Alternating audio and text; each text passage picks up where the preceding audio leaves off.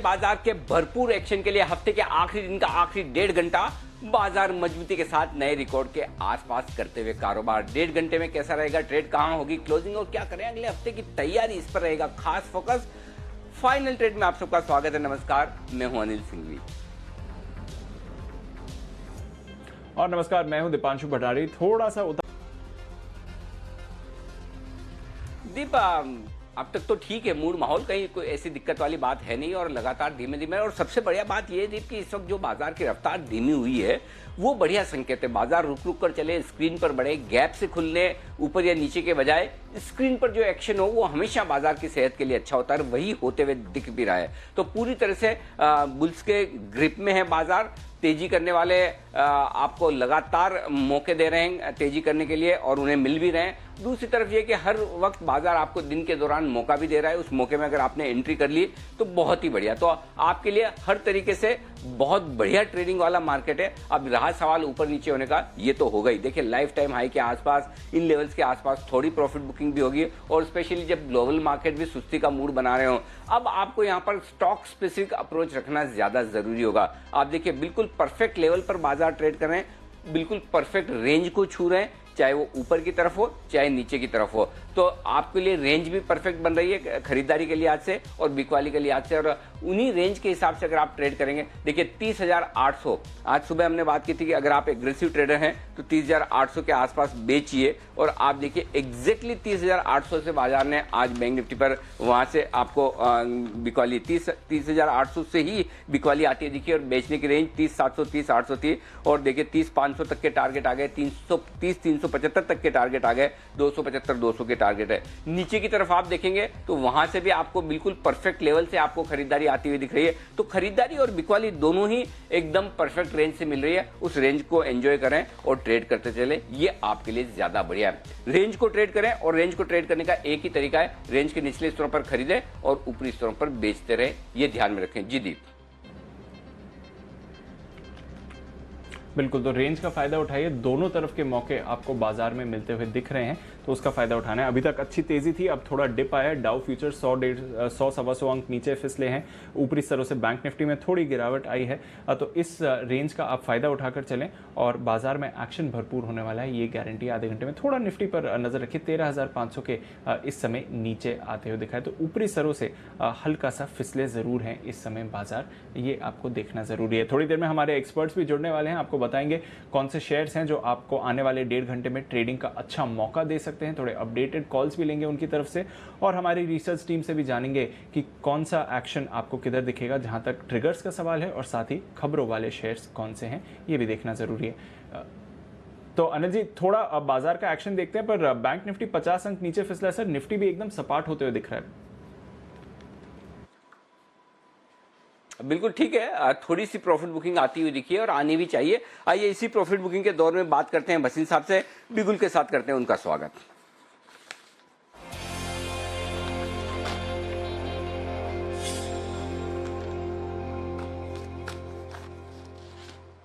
स्वागत है भसीन साहब आपका। बताएं सर, पहले तो बाजार के आउटलुक पर एक राय। थोड़ा हफ्ते के आखिरी दिन उतार चढ़ाव होता दिख रहा है, ऊपरी स्तरों से प्रॉफिट बुकिंग भी आती दिखी है और आप कह भी रहे हैं ऊपरी लेवल पर थोड़ा सावधान रहें खरीदारी करने के लिहाज से, और वो होता हुआ भी दिख रहा है। तो बताएं सर, एक तो आउटलुक और साथ ही अपडेट भी। तो अनिल जी, मैं आपको जैसे कह रहा हूँ, चेतावनी नहीं दे रहा, बट ये कह रहा हूँ कि बिल्कुल लाइट रहिए। पोजीशन अपनी है तो लेने की चेष्टा मत कीजिए। आपको कल निफ्टी पुट दिलाई थी 100 रुपए पे, वो 106 हो गई है। आज सुबह भी मैंने आपको जिक्र किया था 85-87 बाय प्रोटेक्शन, और मैंने ऑटोज में शॉर्ट दिया था। आप देखिए कल आपको आइशर दिया था, आज एमएनएम दिया। एमएनएम हिट 731, जिसने 747 में बेचा है बिक के रखे रखिए। This market is telling you something else, be watchful, that is the main criteria. और उसके बाद आप अपनी बाइंग भी जो कर रहे हैं, थोड़ा उन शहरों में रहिए जहां प्रोटेक्शन है। इस कारण से safety is first hand over here Anil ji. और मैं आपको इसलिए नहीं कह रहा, इसलिए मैंने कहा था प्रोटेक्शन के लिए बाय द निफ्टी पुट। सुबह का अपडेट ये है, एल&टी फाइनेंस और एमएनएम फाइनेंस में शॉर्ट था, और मैंने एमएनएम में फाइनेंस में एमएनएम महिंद्रा पे शॉर्ट दिया था। 730 हो गया, 747 वाला। बने रहिए। अब आपके लिए 2 बाय 2 सेल है, आप कहे तो मैं शुरू करूं। अरे वाह, क्या बात है सर, 2 बाय 2 सेल, बताएं सर। तो पहले बाय बताता हूँ सर, यहाँ पे लीजिए BEL 14.25 14.5 में 12 रुपए का स्टॉप लॉस, 19 से 20 का टारगेट। दूसरा लीजिए डाबर 13.5 का भाव है, 5.5 का स्टॉप लॉस, 35 का target. Dabur is an out performer, यहाँ से 35 चले जाए 50 चले जाए, आई डोंट नो। और सेल कीजिए एस्कॉर्ट्स, अगर महिंद्रा के लिए पार्ट्स नहीं आ रहे तो Escorts will be more bigger problem. 1365-70 में बेचिए, 1390 का स्टॉप लॉस, 1275 का टारगेट। सेल मदरसन सुमी 155 55.5 में बेचिए, 158 का स्टॉप लॉस, 148 का टारगेट। ओके तो 4 स्टॉक्स हैं जहां पर खरीदारी और बिकवाली की राय। 2 पहले खरीदारी वाले बता दूं, BEL खरीदना है आपको 114 रुपए 25 पैसे में, और यहां पर आपको स्टॉप लॉस लगाना है 112 पर। टारगेट बनेगा आपका 119 120 का आपके लिए BEL में, ठीक है। और अब आइए डाबर, यहां पर लगातार वसीम साहब बुलिश है, 513.50 के आसपास खरीदिए, 505 रुपए 50 पैसे का आपका होगा स्टॉप लॉस, और टारगेट लगाइए आप 535 का। अगला स्टॉक है एस्कॉर्ट्स, 1375 के आसपास बिकवाली करने की राय है, 1390 का स्टॉप लॉस होगा, 1275 रुपए तक के टारगेट आपको एस्कॉर्ट्स में आते हुए दिखेंगे। और आखिरी स्टॉक है मदरसन सुमी, जहां बिकवाली करनी है, 155 के स्टॉप आसपास बिकवाली कीजिए, 158 का स्टॉप लॉस है, 148 का टारगेट आपके लिए आता हुआ नजर आएगा। तो ये तमाम स्टॉक्स हैं जहां पर आपको करनी है बिकवाली और खरीदारी। धन्यवाद बसीम साहब, मुलाकात होगी आपसे थोड़ी देर में 2:50 पर। तब तक आइए बढ़ते हैं आगे, और अब वक्त है इवेंट्स और खबरों वाले शेयरों को जानने का। इवेंट्स लेकर आपके साथ है मानसी। मानसी बताइए किन इवेंट्स पर रखनी है नजर? बिल्कुल, गुड आफ्टरनून अनिल सर। कई सारे इवेंट्स हैं आज और सोमवार को लेकर जो कि इम्पोर्टेंट है। आज एक तो शॉपर स्टॉप का राइट्स इश्यू बंद होने जा रहा है, साथ ही मजेस्को का 631 करोड़ का बायबैक भी आज क्लोजिंग के साथ बंद हो जाएगा।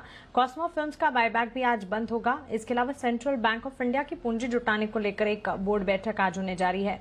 प्रधानमंत्री मोदी का शाम 4:30 बजे इंटरनेशनल भारती फेस्टिवल में संबोधन, इस पर भी नजर है। और ब्रेक्सिट पर EU के नेताओं की आज एक बैठक होने वाली है, आज भी बैठक होगी, इस पर हमारा फोकस होगा। 2 दिवसीय बैठक रहेगी।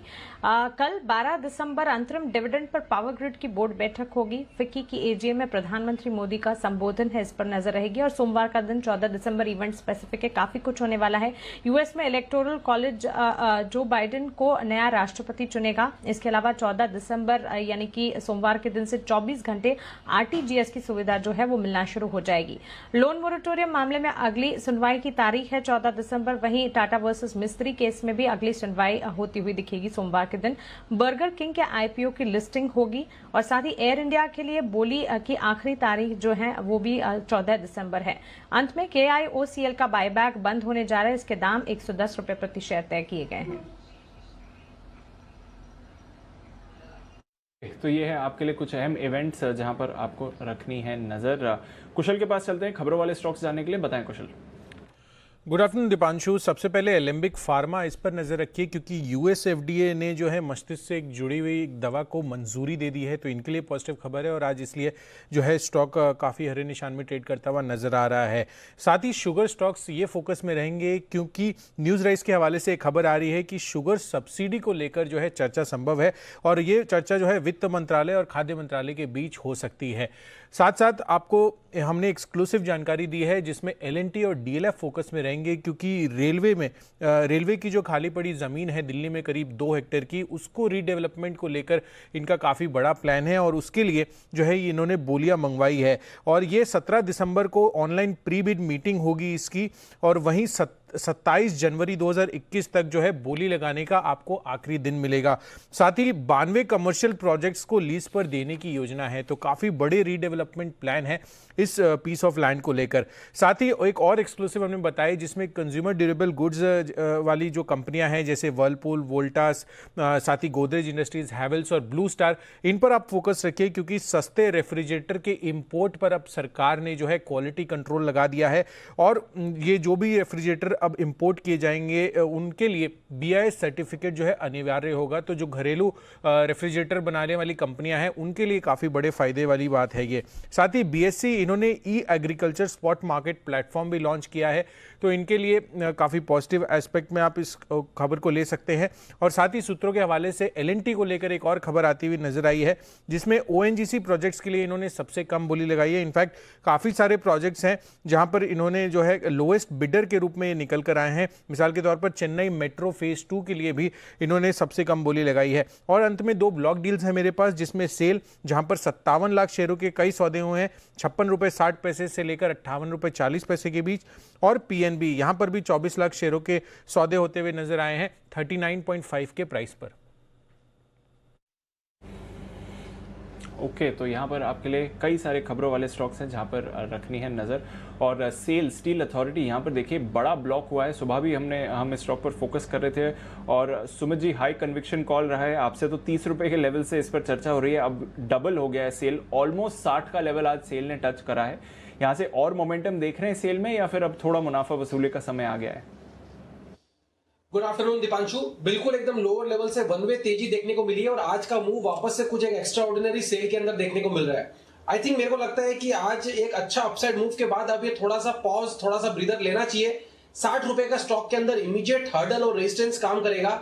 जब तक ये लेवल अब ऊपर में टूटता नहीं है तब तक फ्रेश बाइंग के लिए थोड़ा सा वेट एंड वॉच करना है।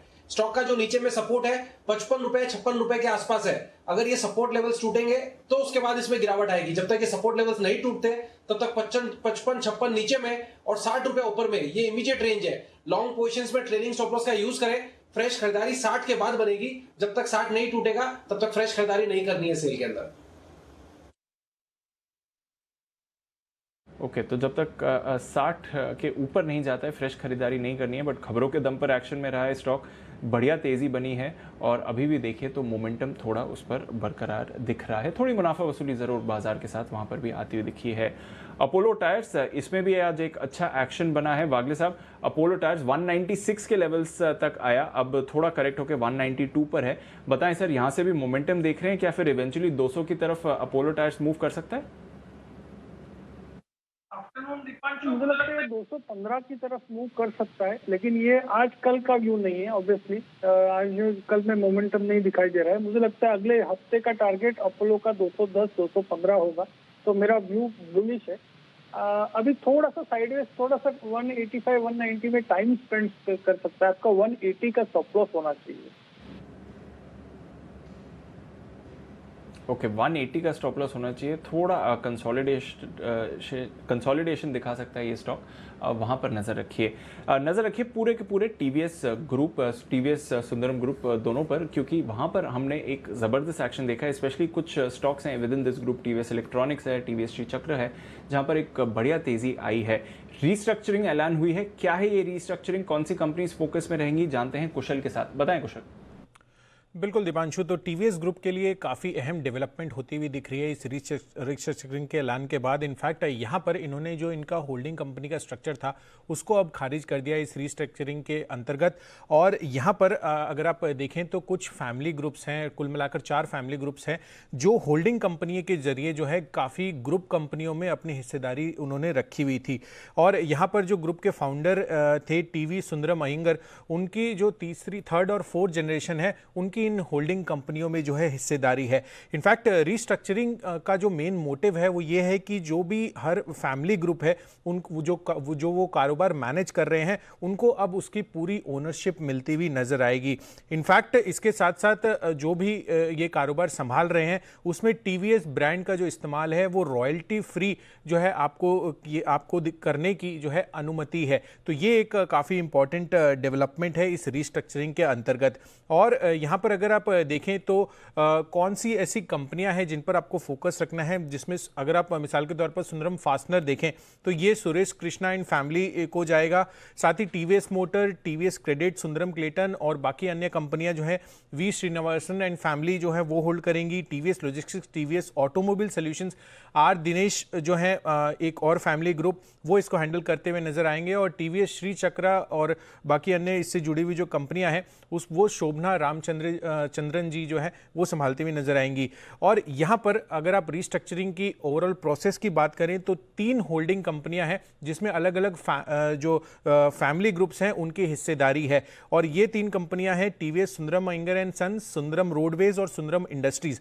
अब यहाँ पर जो प्रमोटर होल्डिंग है इनमें उनका इंटर से ट्रांसफर किया जाएगा। इनफैक्ट आपको एक एग्जाम्पल से अगर मैं बताऊं तो जो होल्डिंग कंपनियां हैं उनमें उनकी जो अगर सुंदरम फास्टनर में जो हिस्सेदारी जिम्मेदारी है वो सुरेश कृष्णा एंड फैमिली जो सुंदरम फास्टनर को संभालते हैं वो ये खरीदते हुए नजर आएंगे। तो इसका मतलब ये है कि जो भी इंडिविजुअल फैमिली ग्रुप्स अलग अलग कारोबार संभाल रहे हैं उनको अब इसकी पूरी कंप्लीट ओनरशिप मिलती हुई नजर आएगी। ओके, तो होल्डिंग स्ट्रक्चर अब चेंज हो जाएगा और थोड़ा सिंप्लीफाई कर रहे हैं ओनरशिप को, और साथ ही within group companies ensure कर रहे हैं कि आगे जाकर कोई कॉन्फ्लिक्ट या फिर परेशानी नहीं आए। टीवीएस श्री चक्र, सुबह आपको याद होगा इस स्टॉक पर हम चर्चा कर रहे थे, सिमी जी रेकमेंड करके गई थी 10 की कमाई में। उन्होंने 2050 2100 के टारगेट्स दिए थे। उन्होंने कहा था जी बिजनेस की मदद चाहिए होगी 2000 तक स्टॉक को ले जाने में। मैनेजमेंट हमारे साथ आई थी, उन्होंने भी काफ़ी सारी चर्चा करी आगे के आउटलुक पर, और देखिए 1997 का हाई स्टॉक ने बनाया है और अभी भी तेज़ी होल्ड कर रहा है। तो ऑलमोस्ट 2000 या फिर जो लेवल सिमी जी को चाहिए था वो तो स्टॉक पर आ ही गया। सुमित जी, और मोमेंटम दिख रहा है जिस तरह से टीवीएस श्री चक्र में हमने तेजी देखी है, ऑफकोर्स खबरों के दम पर भी स्टॉक एक्शन में है। दीपांशु, मेरे को लग रहा है कि एक बार अब इसमें फ्रेश बाइंग के लिए वेट करना चाहिए, क्योंकि स्टॉक में ऑलरेडी अच्छा खासा मोमेंटम बिल्डअप हो चुका है। स्टॉक एक अच्छा खासा रैली दिखाया है आज और 10% का तेजी देखने को मिल रहा है। 2000 का लेवल टूटेगा, उसके बाद इसमें अब फ्रेश मोमेंटम बिल्डअप होगा। जब तक ये लेवल नहीं टूटेंगे तब तक फ्रेश बाइंग के लिए वेट करना है। ट्रेलिंग स्टॉप लॉस का जरूर यूज करें। 1890 1900 के आसपास का ट्रेलिंग स्टॉप लॉस लगाए लॉन्ग पोजीशंस के लिए, और इमीडिएट टारगेट ऊपर में 2000 के बनेंगे। 2000 के बाद अब इसमें फ्रेश मोमेंटम डेवलप होगा तो उसके बाद फ्रेश बाइंग बनेगी। ओके, तो ये है आपके लिए टीवीएस श्री चक्र, नजर रखिए इस काउंटर पर। इस बीच बाजार दिन के लो पर आ रहे हैं। विक्स में उछाल आया है, 2% ही ऊपर है, कोई ऐसा बड़ा उछाल नहीं है, बट विक्स ऊपर गया है। निफ्टी 50 पॉइंट अब नीचे हो गया है और बैंक निफ्टी अब 150 पॉइंट्स नीचे है। डाउ फ्यूचर्स पर भी नजर डालेंगे तो 150 पॉइंट्स नीचे आते हुए दिखा है डाउ फ्यूचर्स। कहाँ आ रहा है बिकवाली का दबाव, एक बार ये देख लेते हैं। रिलायंस इंडस्ट्रीज ये फिसला है पिछले कुछ मिनटों में, अब 1% से ज्यादा की गिरावट रिलायंस दिखा रहा है, तो वहां से थोड़ा प्रेशर आपको बनते हुए दिख रहा है। साथ ही नजर रखिए जहाँ तक बीपीसीएल का सवाल है, सुबह एक्टिव था, आज अब थोड़ी मुनाफा वसूली हो रही है, इससे प्रेशर बन रहा है। एलएनटी अब फिसला है ऊपरी स्तरों से, तो वहाँ से भी थोड़ा कट आते हुए दिख रहा है। ऐसी कोई भारी गिरावट नहीं है इस समय बाजार में, बट एक्सिस बैंक से थोड़ा प्रेशर आते हुए दिख रहा है। एमएनएम थोड़े प्रेशर में इस समय है। अब भारतीय एयरटेल फिसला है इस समय। एचडीएफसी बैंक लगभग 0.5% नीचे आया है। भारी गिरावट नहीं है, बट आधे 1% की गिरावट कुछ दिग्गज स्टॉक्स में आप आते हुए देख रहे हैं, जिसकी वजह से बाजार पर ऊपरी स्तरों से एटलीस्ट थोड़ा दबाव इस समय दिखेगा। नजर रखिए क्योंकि थोड़ा सा बाजार इस समय लड़खड़ाते हुए दिख रहे हैं। विश्वेश जी भी हमारे साथ हैं, आशु सर भी हैं। व्यू लेते हैं मार्केट पर एक बार। विश्वेश जी, जरा एचडीएफसी बैंक का चार्ट देखिए, थोड़ी गिरावट आई है इस समय और निफ्टी बैंक निफ्टी दोनों को ड्रैग करते हुए दिख रहा है। क्या लेवल्स हैं सपोर्ट के? दीपांशु, देखिए HDFC bank relatively under performer रहा है लास्ट 10 दिन में, और मेरा ऐसा मानना है कि अभी 1360 जो है वो बहुत ही क्रिटिकल लेवल है।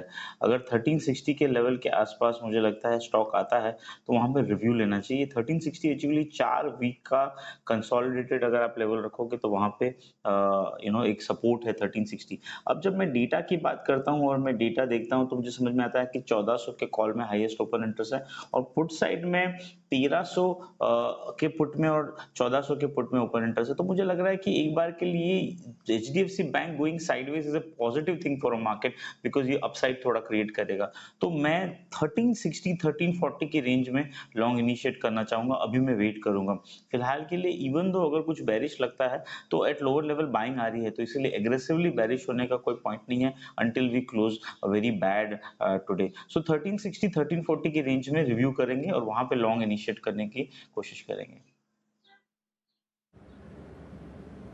बिल्कुल, तो थोड़ा देखते हैं किस तरह से मूवमेंट हो रहा है। वैसे भी एचडीएफसी बैंक थोड़ा अंडर परफॉर्मर रहा है। आशु सर, 15-20 मिनट में ही थोड़ी हैवी सेलिंग प्रेशर आया और थोड़ी इंपोर्टेड गिरावट दिख रही है क्योंकि डाउ फ्यूचर्स भी फिसले हैं। ये क्या थोड़ा शेकआउट हो रहा है वीकेंड सेशन क्लोजिंग से पहले, या फिर डिप पर लग रहा है कि खरीदारी आएगी? क्या रीड करें मार्केट से? दीपांशु, आप ये नोटिस करिए कि हर हफ्ते ये डिप आता है और अक्सर ये वेंसडे या थर्सडे को आता है, वीकली एक्सपायरी से पहले या उस दिन, उसके बाद रिकवर भी कर जाता है और उसी तरह का डिप आज भी आया है। देखिए ऊपर के लेवल पे दीपांशु थोड़ी सी कॉम्प्लेसेंसी तो आ रही है, लेकिन कोई भी पैनिक नहीं है, क्योंकि इतना इस वक्त तो सिर्फ डिसिप्लिन एक ऐसा है मार्केट के अंदर कि जो पैसे बनाए हैं और इतने अच्छे पैसे बने हैं लोगों के कि उनको रिटेन करना बहुत ज़रूरी है। Retention is important. क्योंकि नॉर्मली क्या होता है कि इन्वेस्टमेंट या ट्रेडिंग होती है वो इस तरह से पिरामिड होना चाहिए कि आप ऊपर नीचे में लेते जाएं, ऊपर धीरे धीरे करके कम करते जाएं। लेकिन कुछ होता है जो इस तरह से बना देते हैं कि ऊपर जाके बहुत ज़्यादा क्योंकि पैसे बनाए होते हैं। तो ये डिसिप्लिन तो रखना चाहिए। बाकी इसके अलावा दीपांशु अभी भी कोई ऐसा फियर नहीं है मार्केट के अंदर, क्योंकि वो यूफोरिया अभी भी नहीं नजर आता, क्योंकि फास्ट ये 100 पॉइंट की गिरावट आती है, इसमें बहुत जल्दी लोग निकल जाते हैं और निकल भी रहे हैं, क्योंकि निकलना बनता भी है जिस तरह की मूवमेंट है। तो अदर देन दैट दीपांशु मुझे अभी भी नहीं, आप ये देखिए सेक्टोरल रोटेशन कैसे हो रही है। 2 दिन पहले मेटल्स कैसे वीक थे, मतलब टिस्को 10 रुपए घटा, 2 दिन के अंदर 30 रुपए का अप मूव। एंड दीपांशु एक चीज नोटिस करिए, 400 450 का टिस्को नहीं है जो 30 रुपए का अप मूव दिखा रहा है 10 घटने के बाद, ये 600 रुपए प्लस का टिस्को है। तो ऐसे ही बहुत सारे स्टॉक्स हैं, तो अभी भी उसमें इस तरह से दिखता है कि स्ट्रेंथ बहुत है, कोई बड़ी मंदी की अभी भी दिक्कत नहीं लगती है। But yes, definitely private banks में एक सिग्नल आ रहा था, फाइनेंशियल्स में एक सिग्नल आ रहा है कि वो बियॉन्ड अ पॉइंट थोड़ा सा कॉशियस रहना चाहिए। बट शॉर्ट्स का अभी भी दीपांशु कोई बहुत बड़ा कन्विक्शन आइडिया नहीं है। यस, जो स्मार्ट ट्रेडर है इंट्राडे शॉर्ट करके या इंट्रा वीक शॉर्ट करके कुछ चीजें ऊपर में ले सकते हैं, बट ऐसा कोई ब्रेकडाउन अभी भी कुछ ऐसा नहीं दिखता। बिल्कुल, तो ब्रेकडाउन नहीं है, ये यूजुअल शेकआउट होता है जो हफ्ते में 1-2 बार तो आता ही रहता है। तो एग्जैक्टली वैसा ही प्ले आउट इस समय हो रहा है। थोड़ा सिवियर फॉल हुई है, 15-20 मिनट के छोटे टाइम पीरियड में हुई है, बट एक शेकआउट है, कोई भारी गिरावट के संकेत नहीं है। पर आइए, एक कॉल तैयार है सुमित जी की तरफ से, बिगुल सुमित के सैटेलाइट।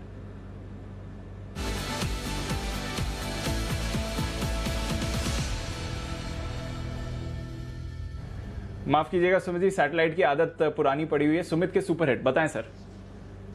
कोई दिक्कत नहीं है दीपांशु, स्टॉक चलना चाहिए, बस वो जरूरी है। तो आपने बोला है तो अभी सैटेलाइट की तरह मूव आना ही चाहिए। और आप अभी बैंकिंग स्टॉक्स का एचडीएफसी बैंक का जिक्र कर रहे थे, आपने वर्ड भी यूज किया था कि बैंकिंग सेक्टर में एचडीएफसी बैंक वीक दिख रहा है और ये वीकनेस दिखाता है। और बिल्कुल मेरे को भी ऐसा लग रहा है कि एचडीएफसी बैंक यहां से गिरावट दिखाने को तैयार है। एचडीएफसी बैंक ने पिछले 7 से 10 दिनों का अगर आप ट्रेंड देखोगे चार्ट्स के ऊपर, तो इसने ऊपरी लेवल से दबाव दिखाया है, बीच में 1-2 दिन का जंप लिया है और अब वापस से वो लोअर लेवल्स पे आ चुका है। और इनफैक्ट लास्ट 2 दिनों के लो एचडीएफसी बैंक यहाँ पे तोड़ रहा है। तो एचडीएफसी बैंक में ये पक्का है कि वीकनेस है। अब ये वीकनेस जैसे ही बैंक निफ्टी में गहराएगी तो एचडीएफसी बैंक यहाँ से एक अच्छा खासा फॉल दिखाएगा। या पहले एचडीएफसी बैंक में आए तो बैंक निफ्टी गिरावट दिखा देगा। तो एचडीएफसी बैंक में यहाँ पे सेल का व्यू लेके काम करने की सलाह रहेगी। सीएमपी पे सेल का व्यू लेके काम करें। 1400 के ऊपर का इसके अंदर स्टॉप लॉस लगा सकते हैं। नीचे में 1350 1325 ये लेवल एचडीएफसी बैंक में देखने को मिल सकते हैं। ऑप्शंस के जरिए यहाँ पे 1380 वाला पुट लेने का सलाह रहेगा, जो कि 36 रुपए पे अभी ट्रेड हो रहा है। एचडीएफसी बैंक का 1380 वाला पुट यहाँ पे लेने का सलाह रहेगा। नीचे में 25 का स्टॉप लॉस लगाएं, ऊपर में 45 रुपए से लेकर 50 रुपए तक का मूव एचडीएफसी बैंक के 1380 के पुट के अंदर देखने को मिल सकता है। स्टॉक के अंदर गिरावट बढ़नी चाहिए और नीचे में 1350 1325 ये लेवल्स हमको नेक्स्ट वीक तक एचडीएफसी बैंक में देखने को मिलने चाहिए।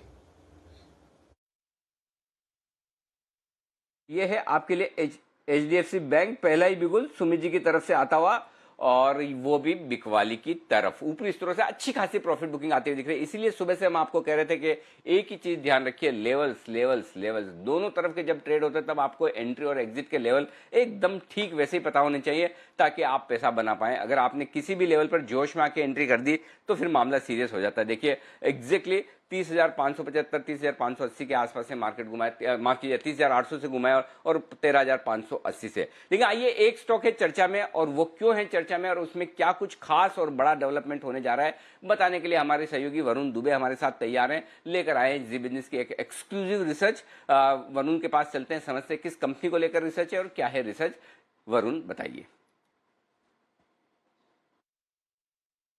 देखिए अनिल जी, ये रिसर्च जो है ये दरअसल पनेशिया बायोटेक को लेके है। अगर आप इस कंपनी को देखें तो ये कंपनी दरअसल स्पुतनिक जो वैक्सीन है रशिया की, उसकी दवा बनाने वाली है, ये खबर है। अब खबर ये आई कहाँ से? दरअसल सीआईआई की एक बैठक चल रही थी जिसमें काफी सारी फार्मा कंपनी जो है वो शामिल थी, और इसमें डॉक्टर रेड्डीज के तरफ से ये बयान आया। उन्होंने ये कहा कि कहीं ना कहीं ये कंपनी जो है पनेशिया बायोटेक, वो कोविड की दवा जो है उसका मैन्युफैक्चरिंग करने वाली है।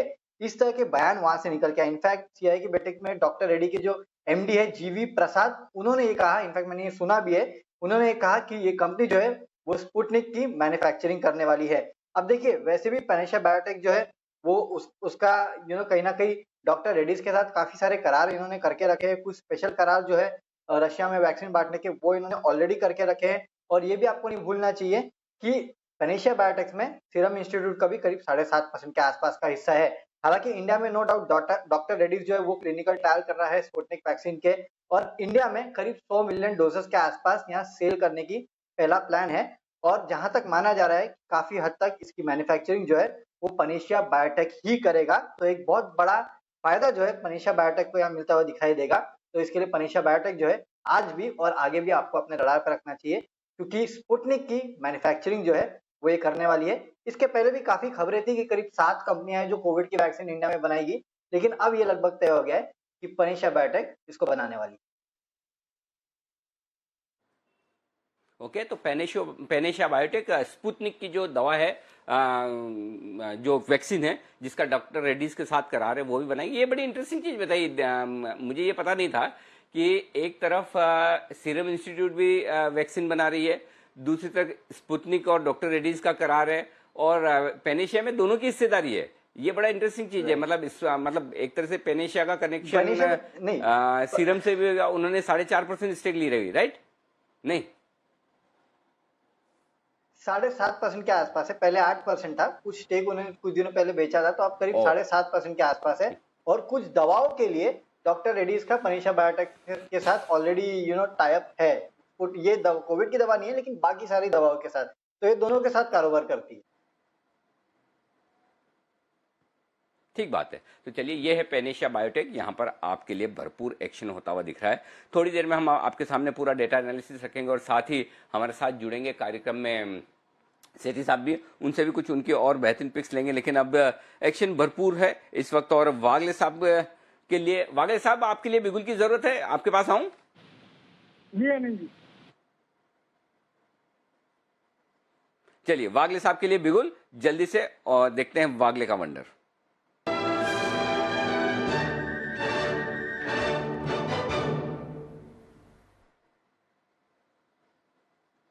बताएं सर। आफ्टरनून अनिल जी। थोड़ा सा चॉपीनेस इसको हैंडल करना थोड़ा सा मुश्किल है। मॉर्निंग में रिलायंस 2050 के आसपास था और 2100 का व्यू था, और अभी 2000 जिस तरह से जो वॉल्यूम से ब्रेक किया है, मैं वन वे बेरिश तो नहीं हूँ, बट थोड़ा सा ये प्रॉफिट बुकिंग के संकेत है। मुझे लगता है रिलायंस 1960 तक ऑन द डाउन साइड जा सकता है, 1950-1960 तक। तो मैं रिलायंस यहाँ पर बेचूंगा 1995-96 के आसपास। 2010 के ऊपर का स्टॉप लॉस होगा, तो एक आपकी रिस्क 15-17 रुपए की बनेगी। ऑन द डाउन साइड आपको मेरे हिसाब से 35 से 40 रुपए मिलने चाहिए। लेकिन व्यू स्टॉक स्पेसिफिक है, ऐसा नहीं है कि पूरा मार्केट वन वे क्रैक होगा, लेकिन ऊपर में प्रॉफिट बुकिंग डेफिनेटली आ रहा है।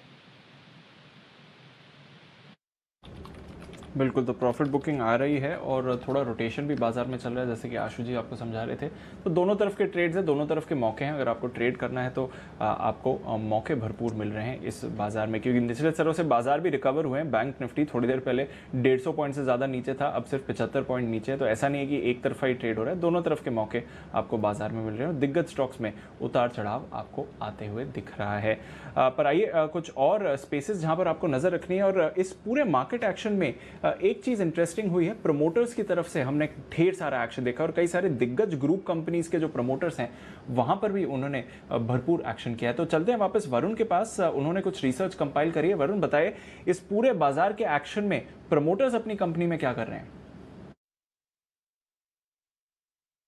डेफिनेटली देखिए, सबसे इंटरेस्टिंग बात यह है कि मार्केट लाइफ हाई पे है, काफी सारे स्टॉक्स लाइफ हाई पे हैं, लेकिन इसके बावजूद प्रमोटर जो है इन कंपनियों में खरीदारी करके चल रहे हैं। इसमें सबसे आगे तो टाटा ग्रुप है। आपको याद होगा 1 दिसंबर को टाटा मोटर्स में इन्होंने करीब 22 लाख शेयर खरीदे थे। इसके अलावा टाटा केमिकल्स, यहाँ वो लगातार खरीदते जा रहे हैं। 2 से 4 दिसंबर के बीच में करीब 44 लाख शेयर के आसपास की खरीदारी इन्होंने की है। दूसरा जो ग्रुप है वो है गोदरेज ग्रुप। यहाँ भी अगर आप देखें तो लगातार प्रमोटर्स की तरफ से बाइंग हो रही है। गोदरेज इंडस्ट्रीज में 3 और 4 दिसंबर को करीब 1,10,000 शेयर खरीदे गए, और गोदरेज एग्रोवेट में 27 नवंबर से 4 दिसंबर के बीच में करीब 51,000 शेयर जो है वो खरीदे गए। तो टाटा ग्रुप और गोदरेज ग्रुप, ये तो ऐसे ग्रुप है जो लगातार अपने कंपनीज में खरीदारी करके चल रहे हैं। इसके अलावा इंफ्रा स्टॉक्स, पिछले कुछ दिनों में आपने काफी हरकत भी देखी है। यहाँ पे टेक्स मैको इंफ्रा, यहाँ पे प्रमोटर्स ने 4 और 7 दिसंबर के बीच में करीब 2,90,000 शेयर खरीदे। सद्भाव इंफ्रा यहाँ पे प्रमोटर्स ने 8 दिसंबर को करीब 54,000 शेयर खरीदे हैं। इसके अलावा फिलेटेक्स इंडिया यहाँ लगातार प्रमोटर्स खरीद रहे हैं। 2 से 9 दिसंबर के बीच में 42,25,000 शेयर खरीदे गए हैं। गॉडफ्रे फिलिप्स में 1 दिसंबर को 50,000। एनआरबी बेरिंग यहाँ भी लगातार खरीदारी की जा रही है। 3 से 9 दिसंबर के बीच में करीब 90,000 शेयर की खरीदारी की गई। यूपीएल कल गिरावट हुई, लेकिन याद रखिए इसमें भी प्रमोटर्स ने खरीदा है। 27 नवंबर को करीब 24,000 शेयर के आसपास की खरीदारी की गई है। लाइफ हाई या 52 वीक हाई पे है, इसके बावजूद प्रमोटर्स खरीद रहे हैं और टाटा ग्रुप और गोदरेज ग्रुप ये सबसे आगे हैं खरीदारी करने में। बिल्कुल, तो टाटा ग्रुप, गोदरेज ग्रुप अपनी कंपनीज के शेयर्स खरीदारी कर रहे हैं। टाटा कंज्यूमर हम देख रहे हैं उसमें मूवमेंट आया। टाटा केमिकल ये तो एक आउट परफॉर्मर रहा है बाजार का और हमने देखा है 300 से 500 की मूव एक बहुत ही छोटे टाइम पीरियड में इस स्टॉक पर आपको आती हुई दिखी है। और साथ ही गोदरेज ग्रुप के स्टॉक्स, गोदरेज एग्रोवेट में भी हमने कुछ दिन पहले आपके लिए एक्शन हाईलाइट किया था, वहां पर भी एक्शन आ रहा है। तो अनिल जी, प्रमोटर्स की तरफ से एक्शन है, पर बाजार में सर निचले स्तरों से बहुत स्मार्ट रिकवरी आई है। निफ्टी बैंक सपाट है एकदम।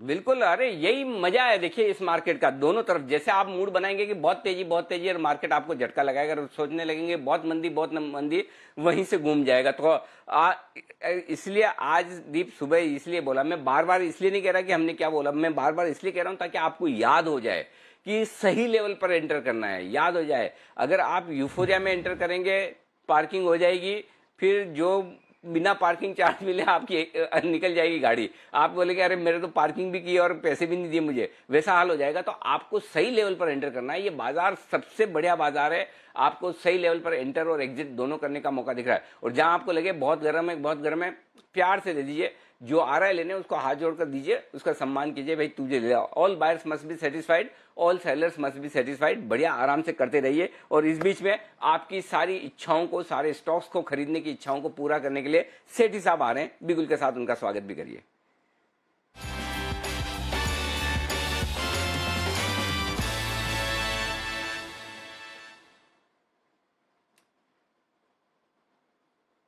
सेठी साहब स्वागत है आपका। बताएं सर, आपका पहला स्टॉक आज का। मैं अज्यूम ही कर रहा हूं आजकल की, मतलब पूछे वगैरह की दो तो होंगी। बिल्कुल Anil ji, good afternoon. 2 stocks है, हालांकि आज तो बाजार में थोड़ा ऊपरी स्तर से प्रॉफिट बुकिंग है, बट मुझे लगता है इन लेवल्स पे भी खरीदारी करनी चाहिए। बट खाली इतनी एक कंडीशन है कि क्वालिटी स्टॉक्स को खरीदना चाहिए। अब कल वाले स्टॉक्स भी अच्छा कर रहे हैं। आईटीसी कल रिकमेंड करा था, शानदार तेजी आज आईटीसी में हुई है। और जो दूसरा कैश का स्टॉक था कल, उसने तो कल ही ऑलमोस्ट टारगेट अचीव कर दिए थे। अब आज जो पहला स्टॉक है वो कैश मार्केट का स्टॉक है। एक बेहतरीन क्वालिटी की एमएनसी फार्मा कंपनी है। कंपनी का नाम है अबॉट इंडिया लिमिटेड। ये एक एमएनसी फार्मा कंपनी है जिसको अपने जो ग्लोबल पेरेंटेज का एक इनोवेटिव मॉलिक्यूल्स को एक्सेस है, उसका एक फायदा मिलता है। जबरदस्त कंपनी है, इसके बहुत ही पॉपुलर ब्रांड्स हैं। आपको भी पता होगा थायरोनोम करके जो एक दवाई आती है, या डुफेलैक करके दवाई आती है, वो भी इनकी ब्रांड है। और इस कंपनी की खासियत है, इन्होंने रेगुलर इंटरवल पे नए लॉन्चेस करते रहते हैं। पिछले 10 साल में 100 से ज्यादा प्रोडक्ट्स इन्होंने लॉन्च करे हैं। सॉलिड फंडामेंटल्स है, एक एब्सोल्युटली डेट फ्री कंपनी है। ऑपरेटिंग प्रॉफिट मार्जिन करीबन 20% के, return on equity 24%, return on capital employed 30% के है। और पिछले 3 साल में अगर कंपनी का परफॉर्मेंस देखें तो करीबन 28% की कैगर से पैट में ग्रोथ दर्ज करी है। तो ऑल इन ऑल एक बहुत ही अच्छा स्टॉक है। 16,100 के आसपास ये ट्रेड हो रहा है। मुझे लगता है इन लेवल्स पे इसको खरीदना चाहिए। आने वाले कुछ ही दिनों में मुझे लगता है 17,000 के लेवल से इस स्टॉक में बिल्कुल आ सकते हैं। स्टॉप लॉस रहेगा 15,900 रुपए का। ओके, 15,900, बस 15,900, 200 रुपए नीचे स्टॉप लॉस, इतना काफी है। अरे सॉरी, मैं भी क्या पूछा हुआ। अरे सेठी साहब, सॉरी सेठी साहब के स्टॉक में क्या, अरे हाँ नजर आ रही है। अरे सर गलती हो गई। आपके स्टॉक में ना आपके स्टॉक में किधर स्टॉप लॉस की जरूरत होती है, टारगेट ही हिट होता है। स्टॉप लॉस की भगवान की दया से अब तक तो जरूरत नहीं पड़ी, और ना पड़े तो बिल्कुल मैंने ऐसे ही, आप भी फॉर्मेलिटी के लिए देते हो, आपको भी बताए और मैंने भी फॉर्मेलिटी के लिए पूछ लिया, इतना ही। तो चलिए 17,000 के टारगेट के लिए आप खरीदारी करके चले एबट लिमिटेड को, ये राय है आपके लिए सेठी साहब की तरफ से। सेठी साहब, अब दूसरा स्टॉक कौन सा, कैश है एफएनओ? अनिल जी, दूसरा स्टॉक है एफएनओ स्पेस से है। आज रेकमेंड कर रहा हूँ अनिल जी एक quick service restaurant Jubilant foodwork, जो कि अभी 2625 रुपए के लेवल्स पे ट्रेड करता है। मुझे लगता है इस स्टॉक को बिल्कुल आज खरीदना चाहिए। एक तो इसका जो वैसे ही ये जो सेक्टर है काफी अच्छा कर रहा है, और इसका जो आज खरीदने के पीछे कारण ये है कि हाल ही में बर्गर किंग का आईपीओ आया था जिसको जबरदस्त रिस्पांस मिला था, 100 करीबन 57 टाइम्स ओवर सब्सक्राइब हुआ था। उसकी लिस्टिंग होनी है मंडे को, और बहुत माना जा रहा है कि जिस तरह के सब्सक्रिप्शन के नंबर्स थे, जिस तरह से HNI को जो लेवरेज एप्लीकेशन करते हैं, इनकी कॉस्ट है, मुझे लगता है वो स्टॉक पे एक दमदार लिस्टिंग होगी। और उसके ऊपर ये जितने क्विक सर्विस रेस्टोरेंट्स हैं जो लिस्टेड स्पेस में, चाहे वो वेस्ट लाइफ डेवलपमेंट है या आपके जुबिलेंट फूडवर्क्स है, ये सब बिल्कुल फोकस में रहने चाहिए सोमवार को। और जुबिलेंट फूडवर्क्स वैसे भी क्वालिटी के लिहाज से देखेंगे तो बर्गर किंग से काफी अच्छी क्वालिटी का स्टॉक है, अच्छे फ्रेंचाइज है, फिर आपके वैल्यूएशन के लिहाज से भी सस्ता है। तो मुझे लगता है इस स्टॉक में करंट लेवल्स पे बिल्कुल खरीदारी करनी चाहिए। मेरा इसमें बहुत ही जल्दी 2700 रुपए का टारगेट है, स्टॉप लॉस रहेगा इसमें भी 2580 रुपए का। 2580 के स्टॉप लॉस के साथ 2700 रुपए के टारगेट के लिए बर्गर पसंद हो बर्गर, फ्रेंच फ्राइज पसंद हो फ्रेंच फ्राइज, जो पसंद हो वो खाइए और जो शेयर पसंद हो वो खरीदिए। बर्गर किंग तो अब जिसको मिल गया उसका नसीब, नहीं मिला तो फिर अब क्या कर सकते हैं भाई। देखिए भरा ही इतना ज्यादा है। मैं इसलिए पहले सुबह मैं थोड़ा धीमे बोल रहा था कि ताकि लोगों को मौका मिले खरीदने का, जिनको पूरा कॉन्फिडेंस है हमारे में वही लगा है और उन्हीं को मौका मिले। लेकिन फिर अल्टीमेटली भर ही गया इतना ज्यादा, तो जिसको मिलेगा उसको मिलेगा। लेकिन तब तक आपके लिए जुबिलेंट फूडवर्क्स में मौका है खरीदारी करने का। 2630 का टारगेट रखिए, 2580 का स्टॉप लॉस, 2630 में तो खरीदना है, सॉरी 2700 के टारगेट के लिए। ये राय सेठी साहब की तरफ से आती हुई, बहुत ही बढ़िया सेठी साहब, ये दो शानदार पिक्स आपकी तरफ से आती हुई दिखिए, बहुत बढ़िया, धन्यवाद आपका। इस बीच रिकवरी बहुत ही शानदार है ये हर इंसान। अरे आशु जी, ये हो क्या रहा है सर? जब तक मूड बनाए कि मंदी करनी तब तक वापस ऊपर आ जाता है, जब तक लोग सोचे बहुत भर भर के खरीदना नीचे आ जाता है। इसका मतलब ऐसा क्यों और कब तक? अनिल जी, ये शेयर लेवल है, क्योंकि जहां हम खड़े हैं ना 13500 पे। अनिल जी देखिए, अगर आप एक बात बताइए, जितना नीचे से रिकवरी मतलब ऊपर बाजार आ चुका है, जिन लेवल पे आ चुका है, आप पिछले एक महीने से अनिल जी जिससे बात करो ना, डिफरेंट पैटर्न, RSI इससे ऊपर, RSI इतनी हाई है, पीज इतने हाई हैं, इस तरह का मूव कभी आज तक देखा नहीं गया, इस तरह के मूव जैसे मिले नहीं है, once in a life time flows है। अनिल जी सारी चीजें ना, मतलब जब एक पैटर्न ऐसा बनता है तो चाहे वो तेजी हो चाहे मंदी हो, जब एक्सट्रीम होती है तो ये सारे के सारे जो फंडे और ये इक्वेशंस होती है ना, चेंज हो जाती हैं। तो अभी तो अनिल जी मैं वही बता रहा हूँ कि बिल्कुल अगर नीचे आना है तो मतलब ऐसा ना कि रोज बोलता रहूं या भगवान भरोसे नीचे आ जाए, कोई लॉजिक या रीजन अभी भी नीचे आने का नहीं है अनिल जी। सो ये जो, लेकिन एक लेवल ऐसा है कि अनिल जी 100-200 पॉइंट की वॉलेटिलिटी बड़ी एक्सट्रीम रहेगी। आपको ऐसा लेवल है अनिल जी, अगर आज बीपी सेल भी अगर लेना था, आपने भी बात की, हमने भी बात की, हमने तो 400 रुपए की कॉल लेके चुपचाप बैठ गए और 440 की बेच दी। और मैं ऐसा बता रहा हूं अनिल जी, इस टाइम पे प्रोटेक्शन ऑफ प्रॉफिट डेफिनेटली बहुत इंपॉर्टेंट है, क्योंकि आपका अनिल जी राइट होके भी आप रॉन्ग हो जाओगे, क्योंकि आप इस लेवल की वॉलिटिलिटी संभाल नहीं पाओगे। तो मुझे लगता है कि ट्रेड, चाहे मैं सन टीवी बोलता हूं, चाहे HDFC लाइफ बोलता हूं, कुछ भी बोलता हूं, हमने सारे अपने क्लाइंट्स को बोला कि स्टॉक्स वही हैं, इंटैक्ट हैं, लेकिन लेना ऑप्शन के साथ है। 1:1 स्प्रेड बना के बैठ जाइए, क्योंकि पैसा बन चुका है, पैसा रिटेन हो चुका है। अनिल जी फॉर एग्जांपल मैं आपको बताता हूं, 15 दिन पहले मैंने स्टेट बैंक 240 से 45 में बोला कि 350 दिखता है। तो अनिल जी कई लोगों का फोन आया, ऐसा क्या दिख रहा है जो 350 है? अनिल जी 350 की कन्विक्शन का मतलब ये है कि बहुत अच्छी मूव दिखती है। तो अनिल जी 245 वाला 275 रोज 2-4 रुपए ऊपर नीचे होकर नया भाव बनाता है। अनिल जी एक लॉट में लोगों को 50-50 हजार का प्रॉफिट है, तो अब थोड़ा सा प्रॉफिट बना के छोटा सा ऑप्शन लेके बैठ जाइए। तो ऐसा आशु जी एक मिनट आपको रोकना होगा। एक बड़ी खबर इस वक्त आती हुई दिख रही है। आशु जी माफ कीजिएगा, एक मिनट रोक रहा हूं आपको। यूपीएल को लेकर एक बड़ी खबर आती हुई दिख रही है, जरा इस खबर पर फोकस कीजिए। यूपीएल के खिलाफ सेबी की तरफ से फोरेंसिक ऑडिट होने की खबर आती हुई दिख रही है। ये आपको फ्लैशेस की तरफ जो आता हुआ दिख रहा है, एक बार देख लिया जाए कि क्या है बड़ी खबर। और बड़ी और एक्सक्लूसिव खबर ये जो आती हुई दिख रही है वो ये है कि सेबी यूपीएल का फोरेंसिक ऑडिट कर सकती है। Oh interesting.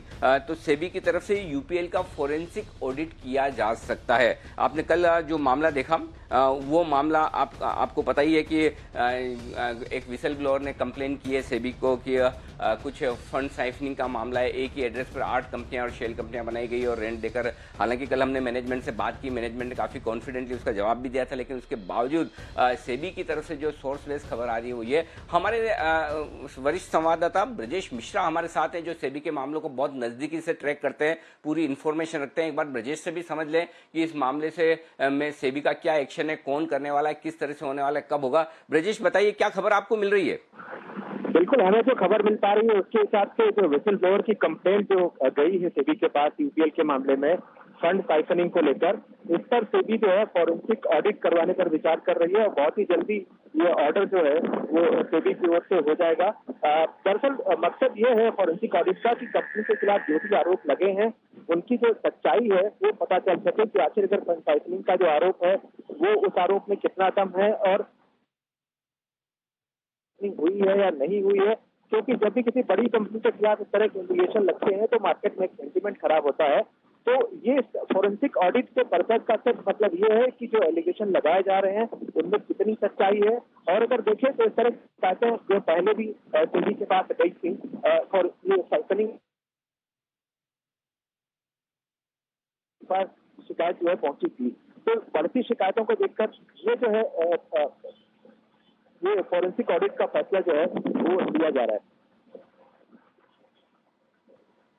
बिल्कुल, तो ये है जो सेबी को शिकायत पहुंची है उसके चलते हुए सेबी यहाँ पर एक फोरेंसिक ऑडिट करवाने के सोचा है। ये क्या ब्रजेश सेबी ने पक्का मन बना लिया करने वाला है या इसके बारे में सेबी सोच रहा है? और अगर पक्का मन बना लिया कि फोरेंसिक ऑडिट होगी तो कौन करने वाला है ये भी बताइए।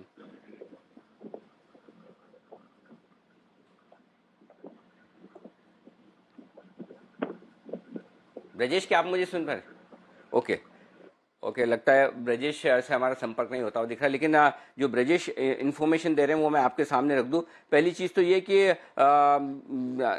जो ये खबर है उसके मुताबिक जी हाँ, सेबी का एक नया डिपार्टमेंट बना है अभी, वो डिपार्टमेंट अब यहाँ पर आपके लिए ये CFID ये नया डिपार्टमेंट है। इस डिपार्टमेंट की देखरेख में ये जांच होने जा रही है, ये इंटरेस्टिंग है। पहली चीज़ तो ये कि अब ये नया डिपार्टमेंट बना है जो अब इस तरह के मामलों की जांच करने के लिए तैयार है। दूसरा ये कि फंड साइफनिंग की जांच के लिए ऑडिट होगा और ये शिकायत सेबी के पास आई है, इस तरह की खबर ब्रजेश दे रहे हैं। तो ये बड़ी इंटरेस्टिंग खबर है। हालांकि कल मैनेजमेंट ने कहा भी था कि 2016-17 का मामला है। अच्छा ब्रजेश, बताएं कि ये जांच होने वाली है, क्या इस सेबी इसका मन बना रही है या डिसाइड हो चुका है कि फोरेंसिक ऑडिट होगा ही, और अगर होगा तो कौन करने वाला है, इसके बारे में जानकारी? ये देखिए, एज ए पॉलिसी जो है जब भी इस तरह की गंभीर शिकायतें आती हैं तो इस पर जो है मतलब तो बहुत ज्यादा सोच विचार रेगुलेटर नहीं करता अनलेस कि अगर स्ट्रॉन्ग एक्यूजेशन हैं तो ये एज ए पॉलिसी जो है ये तय किया जाए। एज ए पॉलिसी ये तय है कि अगर गंभीर किस्म की शिकायतें हैं और बार बार शिकायतें मिल रही हैं तो रेगुलेटर जो है उसको ऑर्डर कर देता है। तो इस मामले में भी जो हमें जानकारी मिल पा रही है कि ये लगभग फैसला हो चुका है और एक कहते हैं कि जो रिटर्न फॉर्मेलिटी होती है और जो ऑडिटर आइडेंटिफाई करना होता है ये प्रोसेस जो है बाकी है। बाकी एज ए कॉल लेना जिसको कहते हैं कि वो कॉल लेने वाली बात है वो हो चुकी है।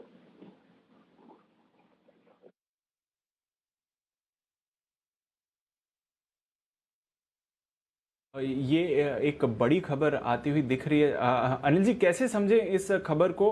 As a matter of procedure तो ये होती है, बट लगातार ये इश्यूज आ ही रहे हैं। यूपीएल के पहले ऑडिटर इशू, अब ये नया मामला जो आया है, तो कैसे देखें सेबी का जो फॉरेंसिक ऑडिट होने वाला है कंपनी में और जो आप एक नया डिवीजन करने वाले हैं उसके बारे में थोड़ा समझाएं सर। दीप, देखिए नया डिवीजन तो अपनी जगह है, भले अब मतलब जांच किसी मतलब जांच करने वाले आदमी तो वही है, नाम आप डिपार्टमेंट का अलग दे दें या कुछ वो करें वो एक अलग चीज़ है। लेकिन हाँ, इसका मतलब ये कि एक नया डिपार्टमेंट सेबी बना रही है तो इसका मतलब सेबी इस तरह के मामलों को लेकर सीरियस है कि कहीं भी कॉर्पोरेट गवर्नेंस के इशू आते हैं और कोई भी इस तरह की कंप्लेन अगर इनसाइडर्स की आती है या विसल ब्लोअर्स की आती है तो सेबी उसको आसानी से छोड़ेगी नहीं, पूरा देखेगी। Point number 1। Point number 2, UPL के लिहाज से अब ये मामला बड़ा होता दिख रहा है क्योंकि देखिए भले ही 2016-17 का मामला है तो वैसे तो खत्म हो जाना होना चाहिए, जैसा कल प्रमोटर भी कह रहे थे। जय श्रॉफ साहब से मैंने बात की, उन्होंने कहा भी कि ऑडिटर ने क्लीन कर दिया, ऑडिट कमेटी ने क्लीन कर दिया, फिर भी वापस निकल कर आया 4 साल बाद में। और ये ऐसे वक्त पर आया जब ऑलरेडी यूपीआई पर क्वेश्चन मार्क लगे थे, जब उनकी मॉरिशस सब्सिडरी जो सबसे बड़ी सब्सिडरी में से एक है, उनमें से उनके ऑडिटर्स ने इस्तीफा दिया, तो फिर लोगों ने वहां सवाल उठाए। तो लगातार थोड़े समय में 2 बड़े इश्यू ऐसे यूपीएल के साथ हो गए जो कॉन्फिडेंस हिलाने वाले हैं। इसमें और कोई दिक्कत नहीं। देखिए, दिक्कत सबसे बड़ी क्या है, यूपीएल अब निफ्टी का स्टॉक है, पहले की तरह मिड कैप शेयर नहीं रहा। निफ्टी का स्टॉक होने के बाद अगर आप इस तरह के गवर्नेंस वाले इशू सामने आते हैं तो कई सारे लॉन्ग टर्म पेंशन फंड्स जो होते हैं, जो 10 साल, 5 साल, 15 साल, 20 साल के लिए पैसा लगाते हैं, वो फिर ऐसे स्टॉक्स जब तक कि मामला पूरा क्लियर ना हो जाए तब तक वो खरीदते नहीं है, उल्टा उसमें एक्सपोजर कम करने की कोशिश करते हैं। तो अब फ्रेश फंड बाइंग आने की संभावना है। सिर्फ अगर बास्केट बाइंग है, निफ्टी किसी को खरीदना है, उस प्रोपोर्शन में खरीदेगा, वो तो अलग बात है, बट फ्रेश बाइंग आने की संभावना इस तरह के स्टॉक्स में कम होती जाती है। ये बड़ी चिंता की बात है। दूसरी बात ये कि जाहिर सी बात है कि जो इन्वेस्टर्स अगर सपोज निफ्टी में हिस्सा होने की वजह से खरीद भी रहे हैं तो वो भी इस चिंता में रहते हैं कि भाई हम खरीद रहे हैं वो स्टॉक ठीक है कि नहीं। तो थोड़ा सा ये एक क्वेश्चन मार्क जो आता दिख रहा है पिछले 2 बार से, वो चिंता की बात है। अब आगे सेबी का फोरेंसिक ऑडिट कब तक होता है, कब तक इसका फैसला आता है, लेकिन इसमें कोई डाउट नहीं कि अब इस स्टॉक को लेकर थोड़ी सी चिंताएं लोगों की बढ़ेगी। एक बार मैं आशु सर से इस पर राय लेना चाहता हूं। आशु सर, बताएं आप क्या सोच रहे हैं इसके बारे में और कैसे देख रहे हैं इस मामले को? अनिल जी, देखिए, जो नेगेटिव आना था ना, वो कल और परसों के अंदर, जो कल और उसके अंदर आ चुका है। अब अनिल जी, फॉरेंसिक ऑडिट होगा, इसका रिजल्ट क्या आएगा?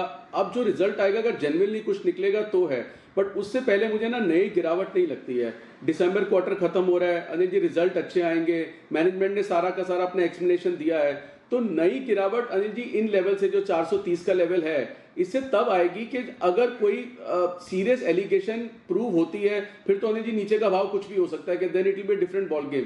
बट उससे अदर देन दैट मुझे अनिल जी और मंदी यूपीएल के ये 420-30 के भाव पे इससे नीचे लगती नहीं है। इस पैनिक के अंदर अनिल जी फ्रेश शॉट नहीं करना चाहिए कि फॉरेंसिक ऑडिट है, क्योंकि जिस वजह से फॉरेंसिक ऑडिट है वो आपको मालूम है, मुझे मालूम है, कल वो बात हो चुकी है, उसका करेक्शन 490 से लेके 60 रुपए नीचे आ चुका है, तो इसलिए नई गिरावट इस न्यूज पे नहीं करनी चाहिए अनिल जी।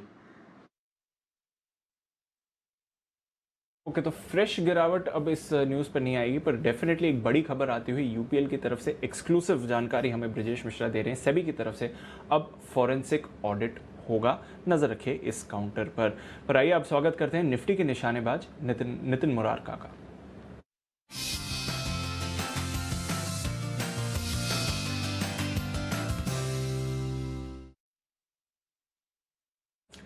Good afternoon Nitin ji. 1 घंटे में दोनों तरफ के काफी वॉलेटाइल ट्रेड्स हुए इंडेक्स पर। सर बताएं क्या करना चाहिए इस समय? देखिए, इस समय 13,500 की कॉल ऑप्शन लेनी चाहिए, आपको 91 रुपीज में मिल रही है, और ये बहुत अच्छी बात है कि डिप पे मुझे मिल रहा है। और आज ये देखने वाली बात है कि मार्केट ऊपर से गिरी और 11,415 के आसपास से दोबारा बाउंस हुई, यानी कि एक तरीके से बुल ट्रैप बोलते हैं, या फिर गिर के शॉर्ट जिनकी पोजीशंस होती है वो कटती है, स्टॉप लॉस ट्रिगर होते हैं, वैसा ही सिचुएशन मुझे लग रहा है। और ये कई बार रिसेंट में हुआ है, ये हम लोगों ने देखा और वहां से बाउंस आया है। तो मुझे इस लेवल पे लग रहा है कि 13,500 की कॉल ऑप्शन लेनी चाहिए। 91, 92 में आपको मिली होगी, अभी एक 94 चल रही है। इसका स्टॉप लॉस 70 रुपए का रखेंगे, यानी कि 70 इसलिए स्टॉप लॉस है 70 का, क्योंकि वही लो प्राइस है जब मार्केट लो हिट की थी आज के दिन में, तो हम केवल 20 रुपए का स्टॉप लॉस है। और मुझे लग रहा है कि अगर ये वापस से निफ्टी 11,500 फ्यूचर्स क्रॉस करी तो फिर से 40-50 पॉइंट और कवर कर सकती है क्लोजिंग में। तो मुझे ऐसा लग रहा है कि कवरिंग ही आनी चाहिए, और वेट कर रहा हूँ कि 11,500 का लेवल फ्यूचर्स में क्रॉस करे। अभी 11,87-86 है, 15-16 पॉइंट और बढ़ते ही कवरिंग आने लग जाएगी, तो ये कॉल ऑप्शन लेने की सलाह है आज की। और कॉल ऑप्शन का फिर टारगेट क्या होगा अगर 13,500 के ऊपर जाते हैं सर? तो ये उस केस में इसका 140 का टारगेट रखेंगे, बड़ा टारगेट रखेंगे, क्योंकि हम लोग एक ट्रैप में खरीद रहे हैं जहां पे गिरने के बाद मिली है, तो बाउंस फास्ट होता है ऐसे में, तो उसमें हम टारगेट 140 का रखेंगे, जो मुझे लग रहा है मंडे या ट्यूसडे तक मिलना चाहिए। स्टॉप लॉस केवल 20 रुपए नीचे है, छोटा रिस्क है, 20 रुपए का रिस्क है आपको, और मिलने को आपको 50 से 60 रुपए है, तो 140 रुपीज का टारगेट होगा। ओके, तो 140 का टारगेट है, 13,500 की कॉल आपको खरीदनी है नितिन जी की तरफ से, ये है सलाह। शुक्रिया नितिन जी हमारे साथ जुड़ने के लिए और एक बेहतरीन स्ट्रैटेजी देने के लिए। तो डिप आया है, डिप का फायदा उठाइए, नितिन जी हमें कह रहे हैं। और देखिए जैसे नितिन जी बात कर रहे थे, निफ्टी अब पॉजिटिव टेरिटरी में आने की तैयारी कर रहा है, बैंक निफ्टी ऑलमोस्ट पॉजिटिव हो ही चुका है इस समय। तो ये आपके लिए मार्केट का एक्शन है। एक्शन को आगे बढ़ाते हैं। कई सारे स्टॉक्स हैं जहां पर हमें नजर रखनी है। ग्लेनमार्क, इसमें हम देख रहे हैं कि पिछले कुछ दिनों से फिर से मार्केट का एक्शन वापस आते हुए दिखाए, थोड़ी तेजी इसमें आई है। चलते हैं देवांशी के पास जानने के लिए कि ग्लेनमार्क में आजकल क्या चल रहा है। बताएं देवांशी। बिल्कुल दीपांशु, अब देखिए हाल ही में ये खबर आती हुई दिखी थी कि इनकी जो R&D कारोबार है वहाँ पे कंपनी हिस्सा बेचती हुई दिखेगी और उसके बाद हम देख रहे हैं कि उससे जो फंड आता हुआ दिखेगा उससे कर्ज कम करती हुई दिखेगी। अब ये काफ़ी ज़्यादा पॉजिटिव इसलिए भी है क्योंकि इनका जो कर्ज था ये सबसे बड़ा कंसर्न था स्ट्रीट पे और इसके चलते हम देख रहे हैं सबसे ज़्यादा गेंस आते हुए दिख रहे हैं। और दूसरी बड़ी वजह ये भी है कि लगातार जिस तरह से कोरोना वायरस के केसेस बढ़ते हुए दिखे थे, इनकी जो दवा थी फेविपिराविर, इसकी बिक्री लगातार बढ़ती हुई दिखी थी। अगर आप इस महीने की जो घरेलू बिक्री के आंकड़े हैं उसमें आप देखेंगे तो ग्लेनमार्क की जो बिक्री है वो इस बार भी काफी ज्यादा मजबूत आती हुई दिखी थी और इसी के चलते हम देख रहे हैं कि दिसंबर में सबसे ज्यादा तेजी हमने ग्लेनमार्क की स्टॉक में देखी है। H1 FY21 में R&D खर्च में 64% हिस्सा जो था वो इग्नॉस का था, जिसमें कंपनी हिस्सा बेचने की फिलहाल बात करती हुई दिख रही है। अप्रैल से सितंबर के जो दौरान उनकी जो डेट था वो करीब 4,500 करोड़ का था। हम देखेंगे कि इसका जो डेट है वो इस बार घटता हुआ दिख सकता है और 2,500 करोड़ के आसपास आने की बात की जा रही है। साथ ही मैनेजमेंट का ये भी भरोसा है कि धीरे धीरे अब वो इनका जो कर्ज है उस पर काम कर रहे हैं। आने वाले साल में इनके जो कर्ज हैं उसमें लगातार कमी होती हुई दिखेगी। इसके अलावा भी आप देखिए इनकी जो यूएस कारोबार है उसमें अब कंपनी धीरे धीरे ज्यादा फोकस करती हुई दिख रही है। डर्मेटोलॉजी पर जो दबाव था वो थोड़ा सा कम होता हुआ दिख रहा है। इसके चलते भी हम देख रहे हैं अच्छे गेन्स इनको आने वाले समय में होते हुए दिखेंगे। नए प्रोडक्ट लॉन्चेस से इनको सहारा मिलता हुआ दिखेगा। और अगर आप देखें HSBC तो यहाँ पे करीब 570 तक के टारगेट्स फिलहाल दे रहे हैं। और साथ ही अगर आप बाकी सारे कंपनीज का परफॉर्मेंस देखें, रिटर्न्स देखें, उनके कंपेरिजन में अगर आप देखें तो ग्लेनमार्क फार्मा ने करीब 11 से 12% तक के रिटर्न्स दिए हैं और जो बाकी कंपनीज है जैसे कि कैडिला, लुपिन, सिप्ला, इन सब ने सिंगल डिजिट रिटर्न्स यहाँ पे दिए दिसंबर में। तो कुल मिला के अब तक हम देख रहे हैं ग्लेनमार्क अभी भी एक आउटफॉर्म बनता हुआ दिख रहा है अपने पीयर्स के कंपेरिजन में।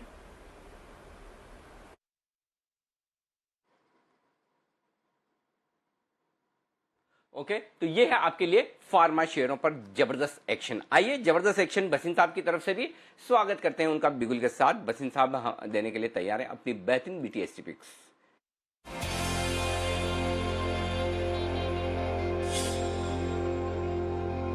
नमस्कार बसिन साहब, स्वागत है आपका। बताएं सर अपडेट्स और साथ ही आपकी BTST पिक्स भी। तो अपडेट आपको पता है सर, आपको M&M शॉर्ट दिया था 747-48, 725 बिक गया। I am very bearish on autos. और मार्केट में भी मैं आपको जो व्यू दे रहा हूँ, कल आपको निफ्टी पुट बोली, आज भी बोली थी सुबह 85-87 में 130 बिक गई। इसका भाव 300 रुपये हो जाएगा अगर मेरी बॉल ठीक रही और नेक्स्ट वीक से मार्केट आपको करेक्शन दिखाएगी तो 12,600-800 तक जा सकती है। अब आपके लिए 2 कॉल हैं, दोनों शॉर्ट हैं। आप कहें तो मैं शुरू करूं सर? जी सर प्लीज बताएं। पहले बेचिए सेल 58.5 पौने 59.75 का स्टॉप लॉस, 52.5 का स्टॉप टारगेट। फिर बेचिए हिंडाल्को 44.45 ₹49.50 का स्टॉप लॉस, 30 रुपए का टारगेट। ओके, तो 2 स्टॉक्स में बिकवाली करनी है, दोनों ही मेटल है। अब यहां पर सेल 58.50 के आसपास आपको बेचना है और यहां पर आपको ₹59.75 का स्टॉप लॉस लगाना है 52.50 तक के टारगेट के लिए। 245 के आसपास, 245.50 के आसपास आपको करनी है बिकवाली। हिंडाल्को में ₹249.50, 4-5 रुपए ऊपर का स्टॉप लॉस लगाइए। 230 तक के टारगेट के लिए यहां पर बिकवाली करनी है। ये है आपके लिए राय इस वक्त आती हुई बसिन साहब की तरफ से। चलिए देखते हैं, बसिन साहब की तरफ से लगातार बिकवाली की राय आती हुई भी दिख रही है। देखते हैं आगे क्या कुछ होता है इस वक्त। लेकिन आइए बढ़ते हैं आगे और इस वक्त स्टॉक्स वापस से थोड़े सा लाल निशान में आने की कोशिश करते हुए दिख रहे हैं। तो हरे और लाल निशान के बीच में बाजार झूलते हुए आपको नजर आएंगे। दीप आप आगे संभाले, मेरी 2:30 बजे की स्ट्रेटेजी रहेगी तो मैं जल्दी से अपने डेटा को फोटो फिनिश वाला मामला दे दूं और उसके बाद मैं आपके पास आता हूं। तो तब तक जल्दी से आप एक बार आगे की कमान संभालिए। बिल्कुल अनिल जी, आपकी स्ट्रैटेजी का इंतजार है और आपकी स्ट्रैटेजी के एंटिसिपेशन में देखिए सर, बाजार रिकवर होकर अब पॉजिटिव टेरिटरी में आ गए हैं, तो मूवमेंट भरपूर हो रहा है और दोनों तरफ के मौके मिल रहे हैं। जब तक अनिल जी की स्ट्रैटेजी आती है तब तक थोड़े और स्टॉक्स पर नजर डालते हैं जो निचले स्तरों से एक अच्छा मूवमेंट आते हुए आपको दिखा रहे हैं। मैरिको, विश्वेश जी जरा इस पर नजर डालिए क्योंकि लगातार यहाँ पर बात हो रही है। 415 के लेवल्स पर है मैरिको इस समय 2% ऊपर और अच्छी तेजी रही है। एफएमसीजी में सबसे पहले मूव मैरिको में ही आई थी। अब बताएं, अब यहां से भी मूवमेंट दिखता है? मेरे हिसाब से दीपांशु, देखिए अगला लेवल जो है वो तो स्प्रेड 220 का है और इनफैक्ट 220 के कॉल में आप देखेंगे तो 8 लाख शेयर का ऊपर इंटरेस्ट भी है। तो मेरे हिसाब से एफएमसीजी में सारे स्टॉक अच्छे लग रहे हैं, लेकिन सबसे बेस्ट जो मुझे लग रहा है वो है नेस्ले। नेस्ले बहुत ही लार्ज मैग्नीट्यूड का ब्रेकआउट दे रहा है दीपांशु। तो मुझे लग रहा है कि आने वाले कुछ दिनों में हम 19,000 तक के लेवल देख सकते हैं नेस्ले में। तो अगर यहाँ पे एफएमसीजी में कुछ खरीदारी करनी है तो मेरी ओर से नेस्ले होगा या तो फिर आईटीसी होगा। मैरिको मेरे हिसाब से रनअप काफी हो चुका है relatively, so I would prefer rather Nestle और आईटीसी।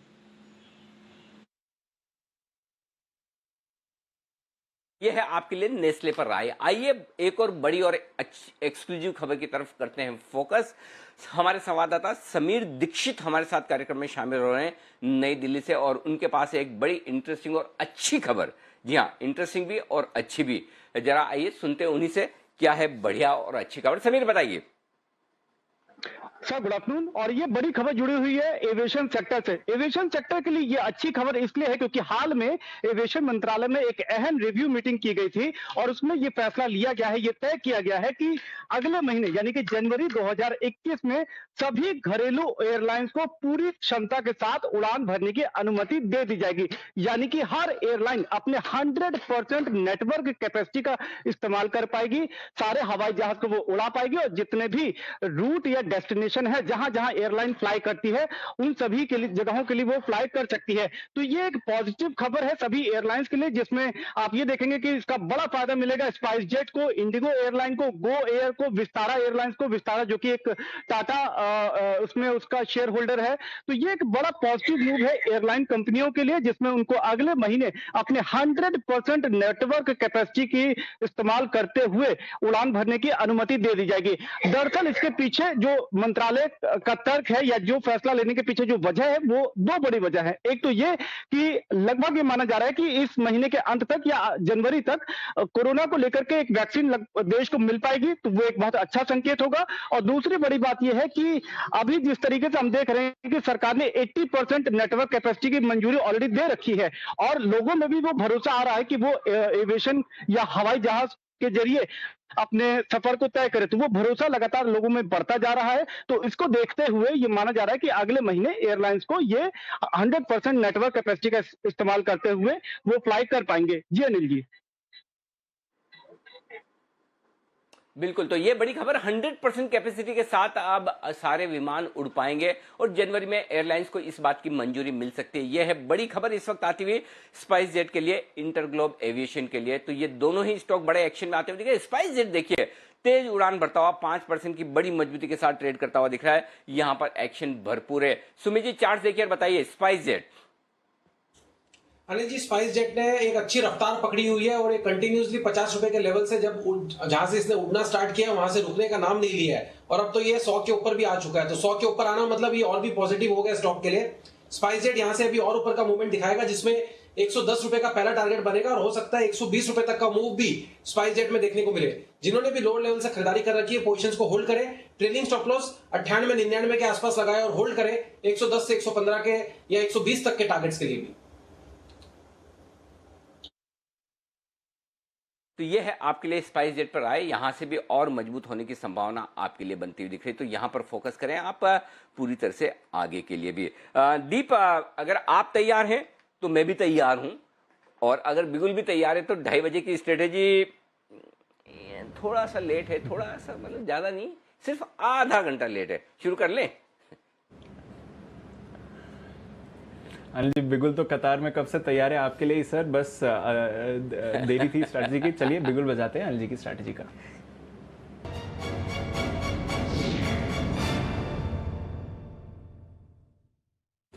देखिए अनिल जी, स्ट्रैटेजी से पहले ही बाजार में थोड़ी रिकवरी भी आ गई।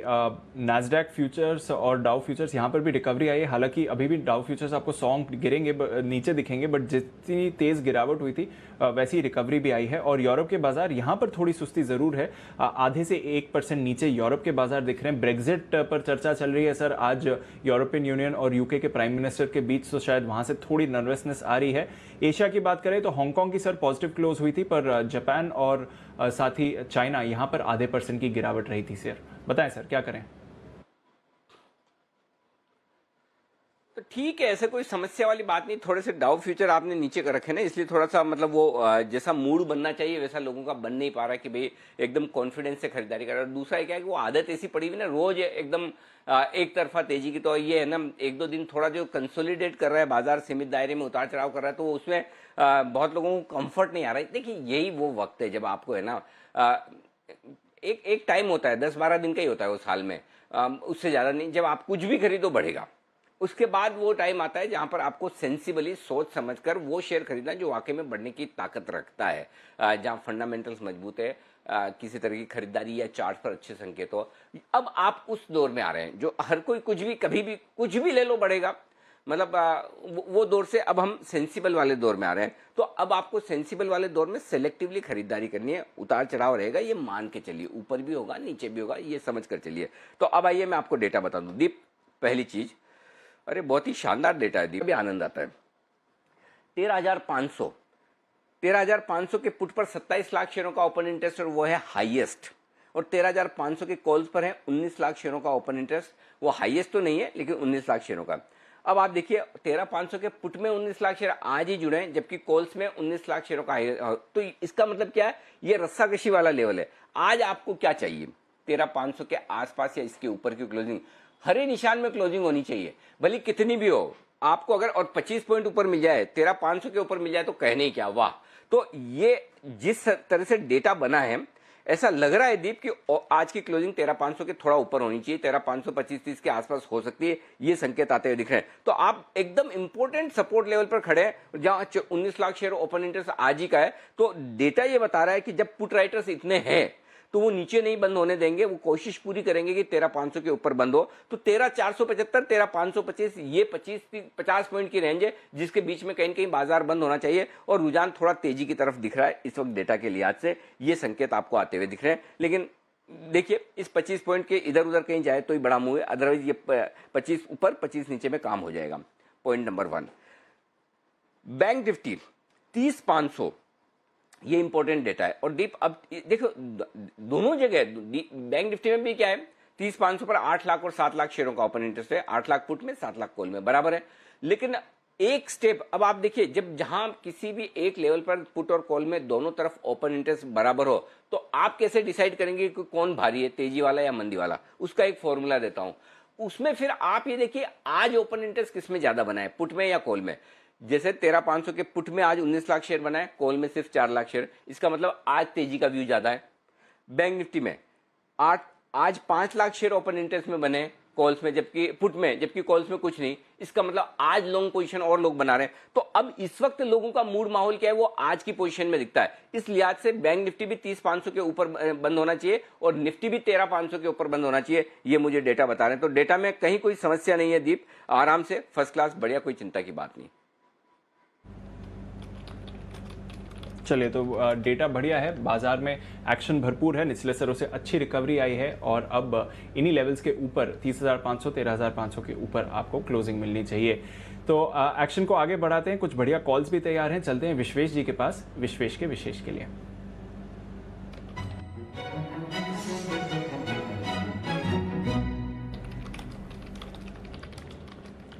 बताएं विश्वेश जी। देखिए, मैं डेटा देख रहा था और मैंने अनिल जी को भी सुना और मैं ऐड करना चाहूंगा अनिल जी ने जो डेटा किया। देखिए, आज के दिन में total open interest on the call side in the Nifty is 1,60 lakh added fresh. और जहां तक आप पुट की बात कर रहे हो तो total change in open interest is 61 lakh. But ये जो ओपन इंटरेस्ट थोड़ी देर पहले 13,500 के पुट में था, दैट वाज ऑलमोस्ट रफली 20 lakh shares has been added. तो मार्केट नीचे आया तो उस वक्त मेरे ख्याल से अनवाइंड हुई। अब मुझे ऐसा लग रहा है कि जिस हिसाब से लोअर लेवल से बाइंग आ रही है, this is giving a lot of confidence to put proprietor. और अब अगर यहाँ से मार्केट जोर से खींचना है तो हैवी वेट निफ्टी और बैंक निफ्टी दोनों में जो है वो है आईसीआईसीआई बैंक। आईसीआईसीआई बैंक एक अकेला शेयर है जो लास्ट 4 दिन से एक ही रेंज में ट्रेड कर रहा है, 507 510, और अभी टूवर्ड्स लास्ट 15 मिनट्स में ऑब्जर्व कर रहा हूँ, क्विकली 507 से ऊपर से 514 तक आ गया। मुझे लगता है यहाँ से आईसीआईसीआई बैंक जोर से रन करेगा, जोर से मतलब 3-4% टाइप वाला मूव आ सकता है। तो आईसीआईसीआई बैंक खरीदिए करंट लेवल पे, बहुत ही छोटा स्टॉप लॉस मेंटेन करना है आईसीआईसीआई बैंक में 507 का, और यहाँ पे 518, 525 और 530 ये 3 टारगेट के लिए मुझे लगता है आईसीआईसीआई बैंक को खरीदना चाहिए। लास्ट 5 दिन का आईसीआईसीआई बैंक का अगर आप हाई देखोगे तो 515 है कैश में, तो जैसे ही कैश में 515 निकला तो मुझे लगता है दीपांशु यहाँ पे जोर से शॉर्ट कवरिंग आनी चाहिए। और आईसीआईसीआई बैंक के 520 के कॉल में अभी भी 30 लाख शेयर, अगर आपको याद हो जो लास्ट टाइम हमने 495 पे कॉल इनिशिएट किया था और उस वक्त आईसीआईसीआई बैंक के 500 के कॉल में 46 लाख शेयर है, जो भी 20 लाख हो गए। मुझे लगता है ये सीरीज में आईसीआईसीआई बैंक 520 के कॉल राइटर्स को भी चैलेंज करेगा, जहां पे 38 लाख शेयर है। मुझे लगता है आईसीआईसीआई बैंक जोर से 525 की ओर जाना चाहिए, तो वो निफ्टी को भी बैलेंस करेगा, बैंक निफ्टी को भी बैलेंस करेगा। तो मेरे हिसाब से आईसीआईसीआई बैंक को खरीदना चाहिए 525 के टारगेट के लिए, यहाँ से मेरी ओर से ये सलाह। और विश्व जी माफ कीजिएगा, आप क्या कह रहे थे कि कैश में खरीदना है या फिर ये फ्यूचर्स में ही खरीदना है? नहीं दीपांशु फ्यूचर में खरीद रहा है, लेकिन मैं ये कह रहा हूँ कि 515 का लेवल कैश में लास्ट 5 दिन से रेजिस्टेंस है, और अभी बात करते करते हम लोग ने 513-12 पे बात की थी, 516 हो गया। मुझे लगता है 520 के कॉल ऑप्शन का जो 38 लाख का शेयर का ओपन इंटरेस्ट है वो अनवाइंडिंग पेंडिंग है। तो मैं लेवल जो वॉच कर रहा था वो कैश में था, लेकिन मैंने जो ट्रेड दिए थे आपको वो फ्यूचर के लेवल है। 507 के stop loss ICICI bank buy करना है, यहाँ पे टारगेट 525। ओके तो लेवल्स भले ही विश्वेश जी ने थोड़े कैश के रेफर करे हों, बट खरीदारी फ्यूचर्स में करनी है, और जो पहला टारगेट है 518 का उसके बेहद करीब आपको आते हुए दिख रहा है। 517 का हाई बनाया है इस समय, पर 525 530 के टारगेट्स भी आपको रखने चाहिए जहां तक आईसीआईसीआई बैंक का सवाल है। नजर रखते हैं इस पर, एक्शन भरपूर हो रहा है। एक और खबर पर नजर रखते हैं जो आज सुबह आई थी, जिसके बारे में हम चर्चा कर रहे थे। सीमेंट पर कार्टलाइजेशन के आरोप थे, अब बियर के प्राइसेस पर भी कार्टलाइजेशन के आरोप आ रहे हैं सीसीआई की तरफ से। जरा आशीष के पास चलते हैं जानने के लिए कि एग्जैक्टली ये खबर क्या है, हुआ क्या है इस पूरे मामले में, बताएं आशीष। दीपांशु, रॉयटर्स की रिपोर्ट में देख रहा था जहां पर एक आ जा रहा है कि बियर कंपनी जो है 3 प्रमुख कंपनियों का नाम दिया गया है जो पिछले 11 साल से जो है इस कार्टलाइजेशन में यानी प्राइस फिक्सिंग कर रही हैं। और यहाँ पर यह भी कहा गया है कि करीब अगर आप देखें तो जो प्रमुख कंपनियां, मैं नाम बता देता हूँ, सबसे पहले भारतीय बाजार में अगर आप देखें तो 50% से ज़्यादा का मार्केट शेयर है यूनाइटेड ब्रीवरीज का, और लिस्टेड स्पेस में एकमात्र ऐसी कंपनी है जो कि बियर बनाती है। कार्ल्सबर्ग जो कि ब्रिटिश कंपनी है, और मिलर ये कोई यूरोपियन कंट्री है, इन यूरोपियन कंपनी है जो कि इस कार्टलाइजेशन में इन्वॉल्व है। 11 साल से मामला चल रहा है, और दरअसल 2018 में कॉम्पिटिशन कमीशन ऑफ इंडिया ने इसकी जांच की थी, और 2016 में इनके हाथ में एक ईमेल भी लगा था जिसमें एसोसिएशन में ये कहा गया था कि हमें थोड़ा सा कॉशियस रहना चाहिए, हम पकड़े ना जाएं, ये भी बात कही गई थी। अब दरअसल अगर आप देखें तो काफ़ी समय से कॉम्पिटिशन कमीशन ऑफ इंडिया इस चीज़ की जांच कर रहा है, लेकिन अभी तक कुछ सब्सटैंशियल निकल कर नहीं आ पा रहा है। लेकिन आप पूरा बाजार देखें, भारत में जो बियर बाजार है काफ़ी बड़ा है, करीब 51,800 करोड़ का बड़ा बाजार है, और माना जा रहा है कि अगर यहाँ से कंपनीज की कार्टलाइजेशन की जो आरोप है वो सिद्ध हो जाते हैं तो इन्हें करीब 1850 करोड़ का मिनिमम जुर्माना देना होगा। तो फोकस रखना होगा कि इस मामले में आगे कैसे डेवलपमेंट होते हैं। बिल्कुल फोकस रखना पड़ेगा इस मामले में, आगे क्या डेवलपमेंट्स आते हैं।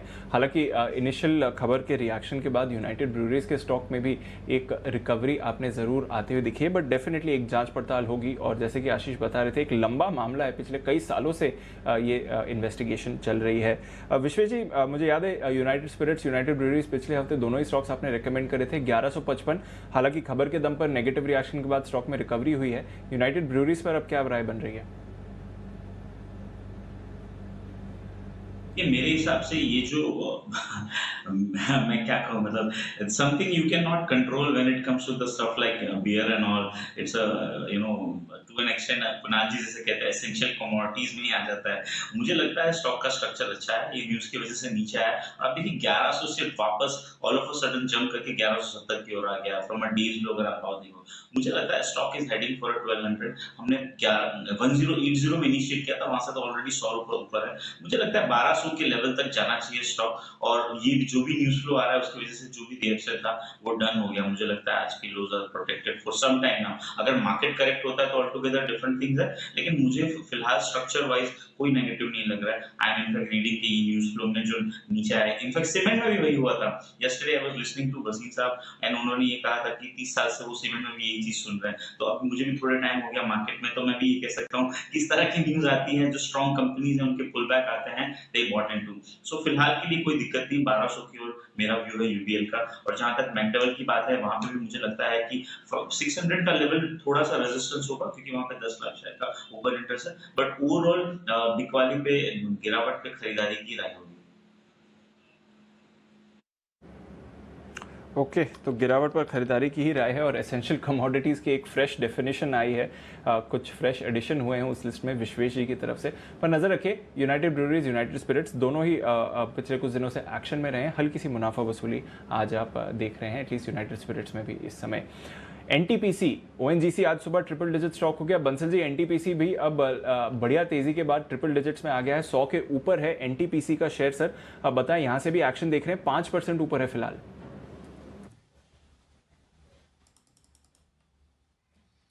देखिए दीपांशु, बढ़िया टेक्निकल रुझान है इसके अंदर. एनटीपीसी के अंदर एक ब्रेकआउट देखने को मिल रहा है 100 रुपीज के ऊपर. तो जिन्होंने लिया हुआ है होल्ड करें, और जो लेना चाहते हैं वो भी यहाँ पर बाई कर सकते हैं. 99 के अराउंड का स्टॉप लॉस है, और यहाँ पर जो पहला टारगेट बैठता है 106, 107 का बैठता है.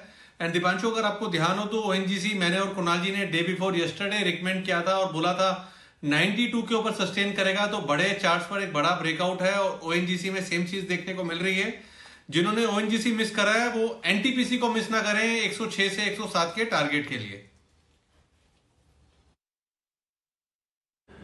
ओके तो अगर ओएनजीसी की आपने एडवाइस ली होगी बंसल जी, कुणाल जी की तरफ से, तो आप बढ़िया तेजी में हैं. और अब एनटीपीसी यहाँ पर भी नज़र रखिए, क्योंकि ये स्टॉक भी बढ़िया तेजी में है. गेल यहाँ पर भी ज़बरदस्त उछाल है. जब से जी बिजनेस ने एक्सक्लूसिव खबर बताई थी इनके बायबैक हेल्दी प्रीमियम पर आने की संभावना है, वहाँ पर एक्शन है. कोल इंडिया, यहाँ पर भी आप बढ़िया एक्शन बनते हुए देख रहे हैं. तो पीएसयू स्टॉक्स अच्छी तेजी में. सेल और एनएमडीसी तो ऑफकोर्स हम देख ही रहे हैं, पिछले कई दिनों से इन स्टॉक्स में ज़बरदस्त उछाल है. और आज भी अगर आप यहाँ पर देखेंगे तो अच्छी ही तेज़ी आपको आती हुई दिख रही है.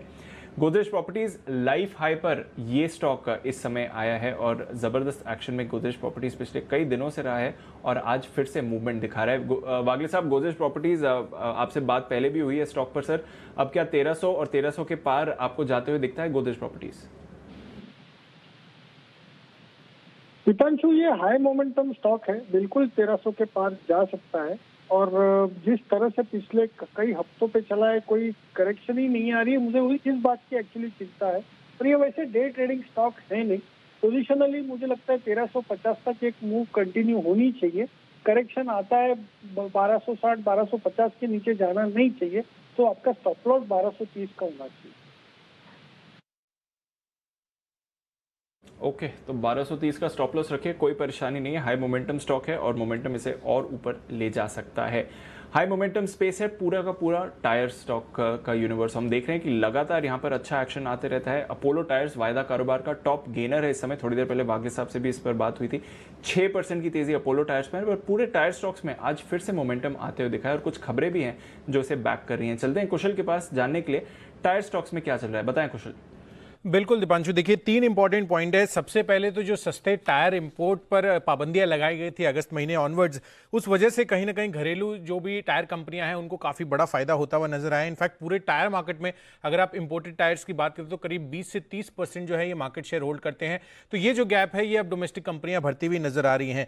दूसरा बड़ा पॉइंट है कि टायर कीमतें जो है वो अब Q4 ऑनवर्ड्स हो सकता है. डीलर्स के द्वारा ये चैनल चेक किया गया था और यहाँ पे हमें पता चला कि 5 से 6% की जो बढ़त है वो साफ तौर पर नजर आ रही है। और अगर ऐसा होता है, क्योंकि आपने देखा कि OEM जो है वो अपने दाम बढ़ाते हुए नजर आए हैं, जिस हिसाब से कमोडिटी प्राइसेस जो है उसमें इन्फ्लेशन आता हुआ नजर आया है, उस वजह से यहां पर इनकी प्राइसेस भी अब बढ़ती हुई नजर आ सकती हैं। साथ ही अगर आप देखें तो जो डिमांड की स्ट्रक्चर है, खासकर CV स्पेस में जो ट्रक और बस सेगमेंट्स है, वहां पर जो डिमांड सिनेरियो है वो अब क्लियरली एक सुधार उसमें नजर आता हुआ दिख रहा है। और जिस तरह का after market area, after market demand है अलग अलग टायर्स सेगमेंट्स में, वहां पर काफी बेहतरीन तेजी हमें देखने को मिल रही है। इनफैक्ट अपोलो टायर्स की आप बात कर रहे थे, यहां पर सबसे ज्यादा तेजी इसलिए भी है क्योंकि आफ्टर मार्केट अगर आप इनकी ओवरऑल आय का स्ट्रक्चर देखेंगे तो वहां पर करीब 75% उससे रेवेन्यू आता हुआ नजर आता है और ये हाईएस्ट है ओवरऑल पूरे टायर स्पेस में अगर आप देखें। साथ ही सीएट और जेके टायर्स भी करीब 60% जो है इनकी आफ्टर मार्केट से आय आती है। तो नेट अगर आप देखें तो तमाम टायर स्पेस के लिए जो है अगर Q4 में दाम बढ़ते हैं तो काफी पॉजिटिविटी फिर से बनती हुई नजर आ सकती है। बिल्कुल, तो तमाम टायर स्पेस में पॉजिटिविटी बन सकती है। डिमांड अच्छी है, रिप्लेसमेंट डिमांड अच्छी है और प्राइस एक्शन भी है जो इनकी मूव सपोर्ट कर रहा है। टायर स्टॉक्स में तो एक्शन है ही, पर एक स्टॉक जरा फिर से इस पर वापस आते हैं, TVS श्री चक्र। नजर डालिए इस पर 2100 के पार चला गया है। आज सुबह सिमी जी 10 की कमाई में स्टॉक के बारे में चर्चा कर रही थी और कह रही थी 2050 2100 के टारगेट्स आने चाहिए।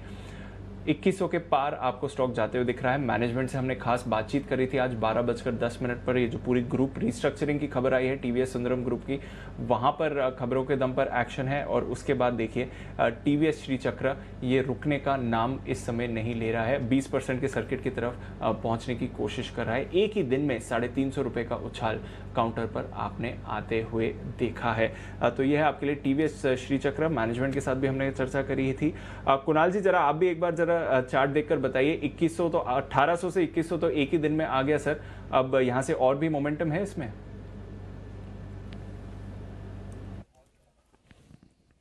देखिए बिल्कुल एक इरप्शन होते हुए यहाँ पर दिखाई दे रहा है दीपांशु, और बिल्कुल बहुत मैसिव वॉल्यूम्स हुए हैं TVS इलेक्ट्रॉनिक्स में भी, TVS श्री चक्र में भी, और मुझे लगता है कि यहाँ पर और ऊपर के लेवल्स देखने को मिलेंगे। मैं देख रहा था कि एक रेजिस्टेंस थी 2000 के आसपास, जिसको भी अब ये पार करके उसके ऊपर ट्रेड कर रहा है। वीकली चार्ट पर भी ब्रेकआउट आता हुआ नजर आ रहा है, तो वीकली चार्ट के आधार पर मुझे लगता है 2500 तक के लेवल्स आएंगे। तो अभी भी जिन्होंने पोजीशन बना रखी है, अगर थोड़ा सा पेशेंस रख पाए तो यहाँ पर और ऊपर के लेवल्स देखने को मिलेंगे। और जो बहुत शॉर्ट टर्म ट्रेडर हैं, जिन्होंने सुबह सिमी जी को सुना खरीदा, उनको मुझे लगता है एक बार प्रॉफिट बुक कर लेना चाहिए। ओके, सिमी जी को सुना और खरीदा, सिमी जी को सुना और खरीदा ही नहीं, सिमी जी को देखा भी। सुबह तो लाइव थी सिमी जी, तो इसलिए देखकर जिन लोगों ने खरीदा है वो लोग आराम से कैरी करें। ये राय कुणाल जी की तरफ से आज भी दिख रही है। कुणाल जी, टीवी और रेडियो में फर्क है। कुणाल जी, रेडियो पे सुना जाता है, टीवी पे देखा जाता है। अब क्या है, कुणाल जी हमारे पिछली जनरेशन के आदमी हैं, तो वो ऐसा दोनों को मिक्स कर देते हैं। तो चलिए बढ़ते आगे। जय चक्कर हमारे साथ मैं सिमी जी को सिर्फ सुनता हूं अनिल जी। ठीक है, समझ गए।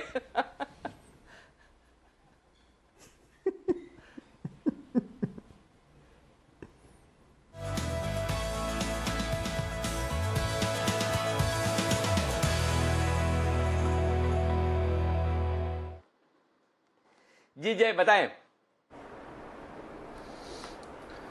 Good afternoon to Anil ji. Anil ji, market में बहुत ही बढ़िया रिकवरी आई है, और जो हिसाब से रिकवरी आई है मुझे ऐसा लग रहा है कि 13,500 का निफ्टी का कॉल ऑप्शन खरीद कर जाना चाहिए 17 दिसंबर की एक्सपायरी का, जो करीब अभी 114 पे मिल रहा है।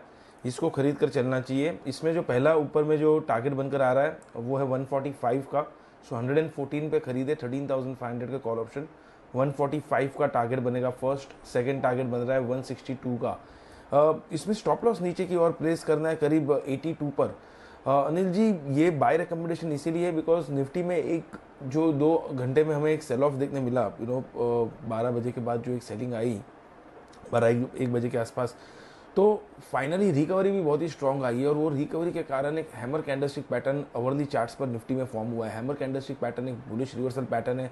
सेकेंडली मैं ये भी कहूँगा कि कल के ट्रेडिंग सेशन में जब मार्केट में एक पैनिक था, हमने 2 दफ़े इसमें निफ्टी में बाय रिकमेंडेशन दिया था, दोनों टाइम ऊपर आया, एंड वो जो लो बने थे लगभग 13,400 के स्पॉट लेवल पे, जो हमने सोचा था ऐसा सपोर्ट निफ्टी में देखने मिलेगा, वही 13,400 का सपोर्ट आज भी निफ्टी ने लिया है। तो 13,400 जो है वो क्लियरली एक सपोर्ट बनकर आ रहा है निफ्टी में। जब तक वो होल्ड कर रहा है लॉन्ग साइड पर बने रह सकते हैं शॉर्ट टर्म ट्रेडर्स। इंपॉर्टेंटली आज एक पॉजिटिव चीज़ ये देखने मिल रही है अनिल जी की निफ्टी 13,500 के ऊपर टिका हुआ है, जो कल नहीं था। फिर भी हमने लॉन्ग पोजीशन इनिशिएट की थी, बट आज 13,500 के ऊपर क्लोज देखने मिल रहा है, जिसकी प्रोबेबिलिटी ज़्यादा है कि हमें और 10 मिनट में भी देखने मिले। सो आई थिंक लॉन्ग साइड पर ही बने रह सकते हैं। ट्रेंड एज ऑफ नाउ भी मुझे ऐसा लग रहा है शॉर्ट टर्म में पॉजिटिव है। रिवर्सल अभी तक क्लियरली मार्केट में आया नहीं है। बिल्कुल, तो लॉन्ग मोमेंटम बरकरार है और निचले स्तरों से आज अच्छी रिकवरी भी आई है। 13,500 का कॉल खरीदना है, ये है जय के लिए कैश का ऑप्शन। जय की तरफ से एक जैकपॉट कॉल भी तैयार है, बिगुल जय के जैकपॉट।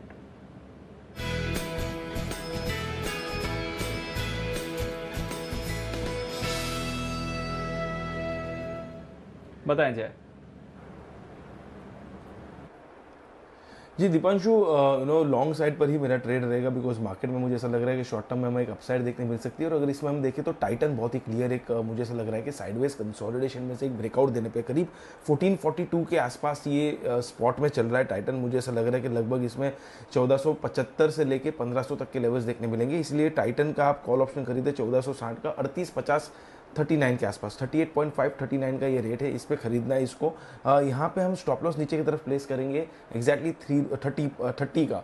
सो लगभग आप देखेंगे तो 9 पॉइंट का एक स्टॉप लॉस रहेगा दीपांशु। फर्स्ट टारगेट जो बनकर आ रहा है इसका क्लियरली वो 53 है, सेकंड टारगेट बन रहा है 59। 53 एंड 59 ये दो टारगेट्स के लिए हमें टाइटन का 1460 के स्ट्राइक का कॉल ऑप्शन लेकर चलना है 30 के स्टॉप लॉस के साथ। ओके, तो 1460 वाला कॉल ऑप्शन खरीदिए 39 रुपए में 30 रुपए के स्टॉप लॉस के साथ जय की राय यहां पर। अब दो बिगुल बैक टू बैक, पहले आशु सर के लिए स्विंग के सुल्तान आशु मदान और उसके बाद सुमित जी भी है तैयार, तो पहले आशु सर के लिए बिगुल।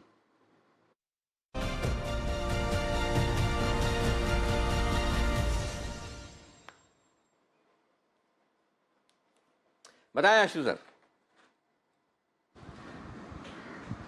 अनिल जी, पहले एक बात बोलूँगा, मैं जय को सुन रहा था या मैं काफ़ी सुबह शाम सबको देख रहा हूँ, सुनता हूँ बीच बीच में। मतलब कोई मंदी में आने को अनिल जी तैयार ही नहीं है। जो पहली फुर्सत मिलती है 100 पॉइंट निफ्टी को झटका लगता है तो सब एकदम बिल्कुल वापस लेने को आ जाते हैं। तो बहुत ही स्ट्रेंथ है मार्केट में और मज़ा आ रहा है अभी भी ये देख के। सो अनिल जी, अभी जो ये जैसे मैंने भी बोला कि नीचे में अपने को बेचना नहीं है, ये पैनिक आएगा और आता रहेगा बीच बीच में, उसके लिए थोड़ी तैयारी जरूर रखनी चाहिए, ऑप्शन पे रहना चाहिए। तो अनिल जी एक ऑप्शन मेरे को भी एक स्टॉक की लेनी है, स्टॉक है भारती एयरटेल। अनिल जी भारती ने बहुत अभी स्ट्रेंथ दिखाई थी 507-8 में, लेकिन अभी जब निफ्टी गिरा ना तो अनिल जी 497-98 आ गया था। और 497-98 से अनिल जी जो सबसे strong, one of the strongest counters अगर आप टॉप 5 में देखें तो भारती वापस 504-5 पे आके खड़ा हो गया है। तो अनिल जी 500 रुपए की जो एट द मनी कॉल कह सकते हैं, थोड़ा इन द मनी कॉल कह सकते हैं। अभी महीने में बहुत दिन है अनिल जी, 20 दिन है, 500 रुपए की कॉल 20 रुपए में मिल रही है। 504 या 5 का फ्यूचर का रेट है। ये अनिल जी सिर्फ 6 रुपए के स्टॉप लॉस है, मींस अगर 20 रुपए में लेते हैं तो 13-14 रुपए का स्टॉप लॉस लगा दे और भारती की अनिल जी 500 रुपए की कॉल लेके बैठ जाए और ऊपर नीचे के झटकों से विचलित नहीं हो। अनिल जी 500 के ऊपर मैंने 2 बार पहले भी बोला, बहुत स्ट्रॉन्ग कंसोलिडेशन दिखा रहा है भारती। तो अगर बाजार ने मतलब घटे ना, अगर बाजार ज्यादा घटे ना, स्टेबल भी रहे, तो अनिल जी मुझे लगता है कि भारती इस महीने में अच्छा नया भाव बना सकता है। अच्छा सर, ये एक चीज बताओ आशीष सर, आप रोज ही रोज जो है वही एक दो स्ट्रोक देखे बोर नहीं होते? आपको नहीं लगता कि मैं वही वाले बोलता रहा हूँ, कुछ नए ढूंढूं ऐसा, या आप मतलब ढूंढना नहीं चाहते भाई इन्हीं से काम चल रहा है, क्यों और ज्यादा मेहनत करें ऐसा? नहीं अनिल जी, बात आपकी ठीक है, लेकिन अनिल जी वो अब आप बिल्कुल ठीक बोलेंगे। अब आप बोलेंगे मेरा सन टीवी नया भारती मेरे लिए बन गया है, HDFC लाइफ नया भारती बन गया है। तो अनिल जी 5, 7, 8 स्टॉक जो पकड़ में आ चुके हैं अनिल जी, देखो क्लाइंट्स को पैसे बनाने हैं और अगर मैं टिपिकल ब्रोकर की तरह बिहेव करूं तो मैं इन एंड आउट भी बहुत ज्यादा करवाऊं और स्टॉक चेंज करता रहूं। लेकिन अनिल जो कन्विक्शन आइडियाज है ना, कुछ सेक्टर फार्मा, IT और लेके वो 15-20 स्टॉक्स अनिल जी इतने बढ़िया चल रहे हैं। एंड सबसे इंपॉर्टेंट चीज है अनिल जी, मार्केट में अभी भी मुझे कोई भी पैनिक नहीं दिख रहा। अनिल जी सब मुझे जब पहले मंदी की बात करते थे अनिल जी पूरी तेजी पार्टिसिपेट की है और अभी भी भगवान की इतनी कृपा और दया दृष्टि है कि मंदी अनिल जी छूटेगी नहीं, सबसे पहले करेंगे और सबसे दम से करेंगे। तो अभी भी मुझे कोई ऐसा अनिल जी मंदी का सिग्नल नहीं दिख रहा। अनिल जी लंबी मंदी और लंबी तेजी, 2, 5 रुपए 10 रुपए ऊपर नीचे अनिल जी वो तो सब लोग करते हैं। हेलो आशु जी की आवाज नहीं आ रही है। हेलो हेलो, आशु जी की आवाज नहीं आ रही है। अभी कुछ कह रहे थे कि मंदी आएगी तब मंदी करेंगे, बहुत जमकर करेंगे। ये हमने कुछ भी सुना नहीं, ऐसा कोई आवाज हम तक पहुंची नहीं आशु जी की, बिल्कुल भी। वैसे आशु जी एक बात बताओ, आप है ना, चिंता मत करो, आपके लिए ना नेक्स्ट जनरेशन तैयार हो रही है।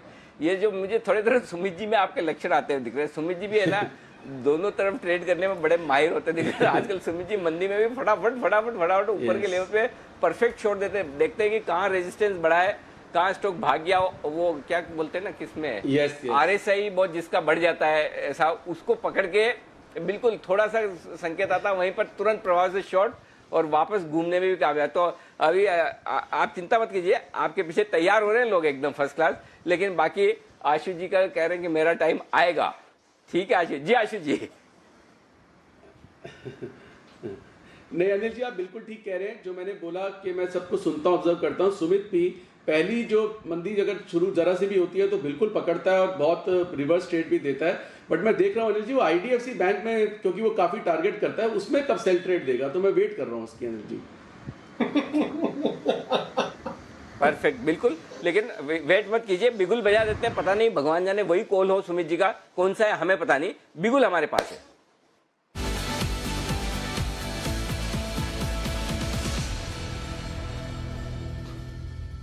बताएं सुमित जी।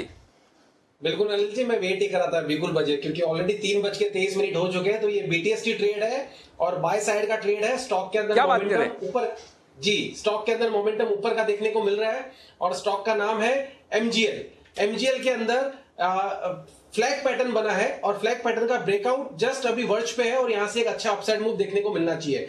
1058 MGL का अभी करंट मार्केट प्राइस चल रहा है। MGL यहां से एक अच्छा अपसाइड मूव दिखाना चाहिए अगले हफ्ते में, जिसमें 1090 से लेके 1100 रुपए तक के लेवल जल्दी ही MGL के अंदर देखने को मिलने चाहिए। तो स्टॉक का स्ट्रक्चर बढ़िया है, यहाँ पे खरीदारी करके चलने का सलाह रहेगा। नीचे में 1030 1035 का स्टॉप लॉस लगाए। ऑप्शंस के जरिए 1060 वाला कॉल 43 रुपए पे अभी अवेलेबल है, इसको खरीदारी करें। 30 रुपए का स्टॉप लॉस लगाए। ऊपर में 55 से 60 रुपए तक का मूव नेक्स्ट वीक में MGL के 1060 के कॉल के अंदर देखने को मिल सकता है। तो बाय का स्टॉक है, खरीदारी करके चले। BTST कैंडिडेट है, नेक्स्ट वीक में MGL में एक अच्छा अपसाइड मूव देखने को मिलना चाहिए। बिल्कुल, तो MGL पर रखिए नजर, इस पर मूवमेंट आ रहा है। आखिरी 5 मिनट बाकी हैं, बाजार में बढ़िया रिकवरी आई है। चलते हैं अनिल जी के पास फाइनल स्ट्रैटेजी के लिए।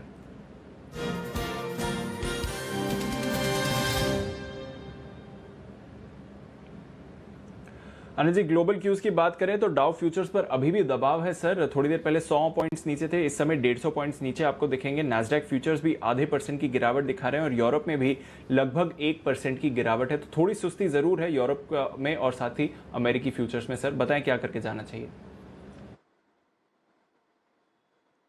दीप, अब देखो क्या करके जाना चाहिए। आप अमेरिका के फ्यूचर देखोगे तो आप तेजी कर नहीं पाओगे और हमारा मार्केट देखोगे तो मंदी कर नहीं पाओगे। अब आप डिसाइड करो आपको क्या देखना है, या तो आप दोनों देखो या दोनों मत देखो, या आप एक देखो एक मत देखो। चारों ऑप्शन है आपके पास में। तो देखा, अगर आप दोनों देखोगे तो आप कुछ नहीं कर पाओगे।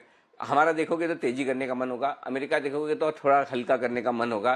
तो मेरा पॉइंट ये कि सबसे बाकी सब देखने से अगर आपको कुछ समझ में नहीं आ रहा तो अपने आप को देखो और अपने आप के भीतर जाको कि भाई मुझे कितनी रिस्क रखनी है। Hope for the best, prepare for the worst. Position हल्की रखो, कम रखो। वीकेंड भी है, सोमवार को आएंगे, कहाँ जाने वाला है मार्केट, रोज मौका दे रहा है दिन के दौरान एक बार। अब वो मौके के लिए आप इंतजार नहीं करोगे। देखो आज भी देखो कैसे दिन में एक बार मौका मिला, 1:30-2 बजे के आसपास जो भी है। तो आप चांस लो, लेकिन तो बेस्ट ये है कि प्रॉफिट आ रहा है, बुक करो, वीकेंड पे हल्के रहो, चुस्त दुरुस्त होकर एकदम तरोताजा होकर वापस मंडे के दिन आ जाओ। तो मतलब आदमी जितना हल्का रहेगा ना उतना ऊपर उड़ेगा, जितना भारी होगा उतना पेंडे में बैठेगा। तो आप हल्के रहें, जहां जहां प्रॉफिट बुक कर सकते हैं करिए। और अगर आपको पोजीशन कैरी करनी है, ट्रेंड तो तेजी का ही है, इसमें कोई डाउट नहीं है, लेकिन आपको यूएस मार्केट पिछले 3-4 दिनों से थोड़े ठंडे होने के संकेत दे रहे हैं। तो आप चाहें तो ऊपर में कॉल हेज करके या नीचे पुट खरीद कर आप अपनी हेजिंग जरूर रखें। पोजीशन अगर लेकर जा रहे हैं हेजिंग जरूर रखें। जितनी कम रखेंगे उतना आप सोमवार के लिए फ्री रहेंगे। अब आपकी मर्जी है, तो मैंने आपको बता दिया। देखो मिक्स से सिग्नल में मैं क्लियर कट राय नहीं दूंगा कि बहुत तेजी बहुत मंदी। आप अपनी पोजीशन को अपनी रिस्क के हिसाब से एडजस्ट करके जाइए। जी दीप। बिल्कुल, तो रिस्क के हिसाब से ही पोजीशन को एडजस्ट करके जाएं। तेज़ी की पोजीशन है, थोड़ा मुनाफा बुक कर लें, बट हेज ज़रूर क्रिएट करें। ये एक क्लियर कॉल आ रही है अनिल जी की तरफ से। पर रिकवरी अच्छी है भारतीय बाजारों में, ग्लोबली थोड़ी सुस्ती ज़रूर है, पर यहाँ पर आप देखें तो भारतीय बाजार में अच्छा एक्शन आया है। अभी भारतीय एयरटेल पर आशु जी खरीदारी की राय दे रहे थे, वोडाफोन आइडिया पर भी नज़र रखिए, यहाँ पर भी स्पाइक आया है, 3.5% ऊपर है। थोड़ी देर पहले एक फ्रेश खरीदारी का राउंड इस स्टॉक पर आपको आते हुए दिखा था। एक्टिव रहा है, 10 रुपये के ऊपर आज ट्रेड कर रहा है। पीएनबी वायदा कारोबार के बैन में है और शायद बैन में बना भी रहेगा, पर 1.5% ऊपर आपने ये स्टॉक भी आते हुए देखा है। चलिए आपको आज के एक्शन के बारे में बता देते हैं, क्विक रिकैप ले लेते हैं, 2 मिनट बाकी हैं बाजार बंद होने में। एनटीपीसी, ओएनजीसी, गेल, कोल इंडिया, चारों पीएसयूज ने आज बाजार को लीड करा है। एनटीपीसी, ओएनजीसी ट्रिपल डिजिट्स में आए, गेल और कोल इंडिया यहाँ पर उन्होंने अपनी तेजी को एक्सटेंड करा। पीएसयूज आगे थे, आईओसी यहाँ पर आपने खरीदारी देखी, ओएमसीज आज काफी एक्टिव रही, आईओसी की तरफ से बयान भी आया था, नवंबर में फुल कैपेसिटी पर इनकी रिफाइनरीज काम कर रही थी। टाटा स्टील अच्छी खरीदारी यहाँ पर हुई है, 2% ऊपर, और आईसीआईसीआई बैंक जिसके बारे में विश्वेश जी बात कर रहे थे, अच्छी खरीदारी यहाँ पर भी। आईटीसी एक बार फिर से एक्शन में, 1.5% ऊपर। एसबीआई में आपने खरीदारी देखी, कोटक बैंक ऊपर रहा, Bajaj finance, HUL, Bajaj auto, HDFC life, Tata motors, sun pharma, power grid, ये कुछ और स्टॉक्स है जहां पर तेजी रही। पर एक्सिस बैंक एक बार फिर से यहां पर थोड़ा सा दबाव था, ज्यादा नहीं पर 2.5% नीचे। आइशर मोटर्स, एमएनएम यहां पर मुनाफा वसूली दूसरे दिन। डिवीज लेबोरेटरी ये स्टॉक फिसला है। डॉक्टर रेड्डी, सिप्ला थोड़ा प्रेशर यहां पर भी आते हुए दिखा है। विप्रो, टेक महिंद्रा यहां पर भी गिरावट थी, और रिलायंस इंडस्ट्रीज यहां पर गिरावट रही, हालांकि सिर्फ 0.5% नीचे ही फिसल के बंद हो रहा है स्टॉक, 2000 के बेहद करीब। पर ये स्टॉक्स है जिसकी वजह से बाजार में थोड़ा आपको डाउनवर्ड प्रेशर दिखा।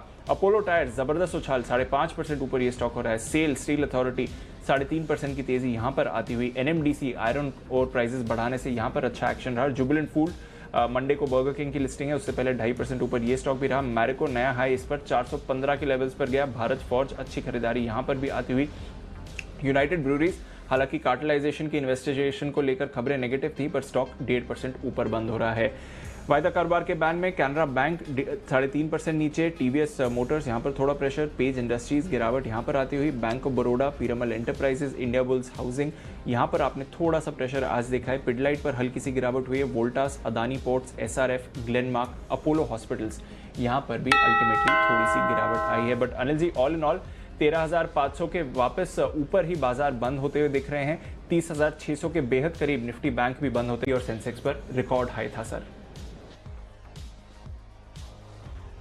दीप बताया था, करेक्शन 1-1.5 दिन से ज्यादा का होता नहीं है, उतना ही हुआ है बस, और उतने करेक्शन के बाद वापस बाजार रफ्तार पकड़ते हुए सेकंड बेस्ट क्लोजिंग मिली है। कल भी सेकंड बेस्ट क्लोजिंग थी, और कई बार ऐसे सवाल जब पूछा जाता है ना कि आप सपोज आप रेस में दौड़ रहे हैं और आप जो रेस में दूसरे नंबर पे हैं उसके पीछे भाग रहे हैं।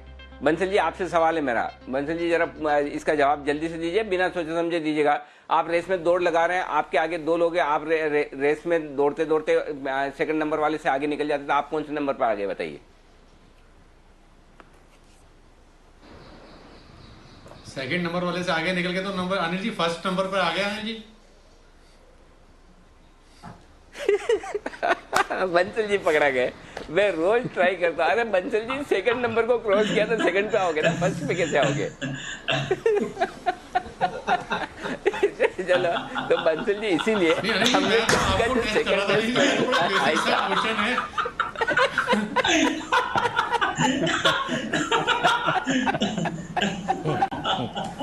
बंसल जी, लेकिन आप कुछ ही बोलो, आप है बहुत ही भोले और मासूम। ये इस तरह का जवाब जिसका दिल साफ होता है ना वही दे सकता है, जिसके दिल में खोट हो, पाप हो, बहुत सोचे और वो जवाब दे तो वो शायद सही जवाब दे देगा। तो आपने जो दिया ना, ये बता था कि आप बाहर से भी अंदर से भी एकदम निर्मल है, एकदम बिल्कुल। तो अब आप ध्यान में रखिएगा, जब भी आप सेकंड को पार करेंगे, सेकंड नंबर पे आएंगे, फर्स्ट को पार करने के लिए, फर्स्ट नंबर पे आने के लिए फर्स्ट वाले को पार करना जरूरी है। ठीक उसी तरह से कल निफ्टी में सेकंड बेस्ट क्लोजिंग मिली थी, आज अगर हम उसके ऊपर बन हुए तो आज सेकंड बेस्ट क्लोजिंग है। अब कल वाली जो क्लोजिंग है वो थर्ड बेस्ट क्लोजिंग होगी। तो 13,529 के बाद आज की जो क्लोजिंग है वो 13,513 की बेहतरीन क्लोजिंग है। ये आपके सामने, और 46,099 अब तक की हाईएस्ट क्लोजिंग आपके लिए होगी। मेरे ख्याल से ये होनी चाहिए, ये मैं चेक करूंगा। और बैंक निफ्टी में भी 23 मार्च के लोज के बाद की सेकंड बेस्ट क्लोजिंग है। क्योंकि 30,709 पर बंद हुए थे, अब 30,604 पर बंद होते हुए दिख रहे हैं। तो ये एक, और आज रिकॉर्ड हाई तो बने, मतलब आप सोचिए इस हफ्ते खाली कल का छोड़ दीजिए, बाकी तो हम रोज रिकॉर्ड बना ही रहे हैं, रिकॉर्ड हाइस पर बंद हो ही रहे हैं। तो कल का खाली छोड़ दीजिए, कल एक बार हमने रिकॉर्ड नहीं बनाया क्लोजिंग और इंट्राडे में, आज वापस रिकॉर्ड बनाने का सिलसिला शुरू हो चुका है। आइए फाइनल क्लोजिंग आपके सामने रख दूं। 13,513 निफ्टी पर 35 अंकों की मजबूती। बैंक निफ्टी 30,604, 94 अंक मजबूत, और सेंसेक्स 139 पॉइंट ऊपर 46,099 के टारगेट के साथ आपको आज बंद होता हुआ दिख रहा है। विदा लेने का वक्त है। आप सभी लोगों का वीकेंड बहुत तगड़ा हो, जबरदस्त हो, एक्टिव हो, और आप फ्रेशन अप होकर एकदम तरोताजा होकर सोमवार से फिर से अपनी इनिंग की शुरुआत करें। इन शुभकामनाओं के साथ विदा लेंगे। आशु सर, वागले साहब, जय सर, फिर विश्वेश जी, कुणाल जी, राकेश जी और सुमित जी, आप सबका बहुत बहुत धन्यवाद। वक्त निकालने के लिए मुझे और दीप को दीजिए इजाजत।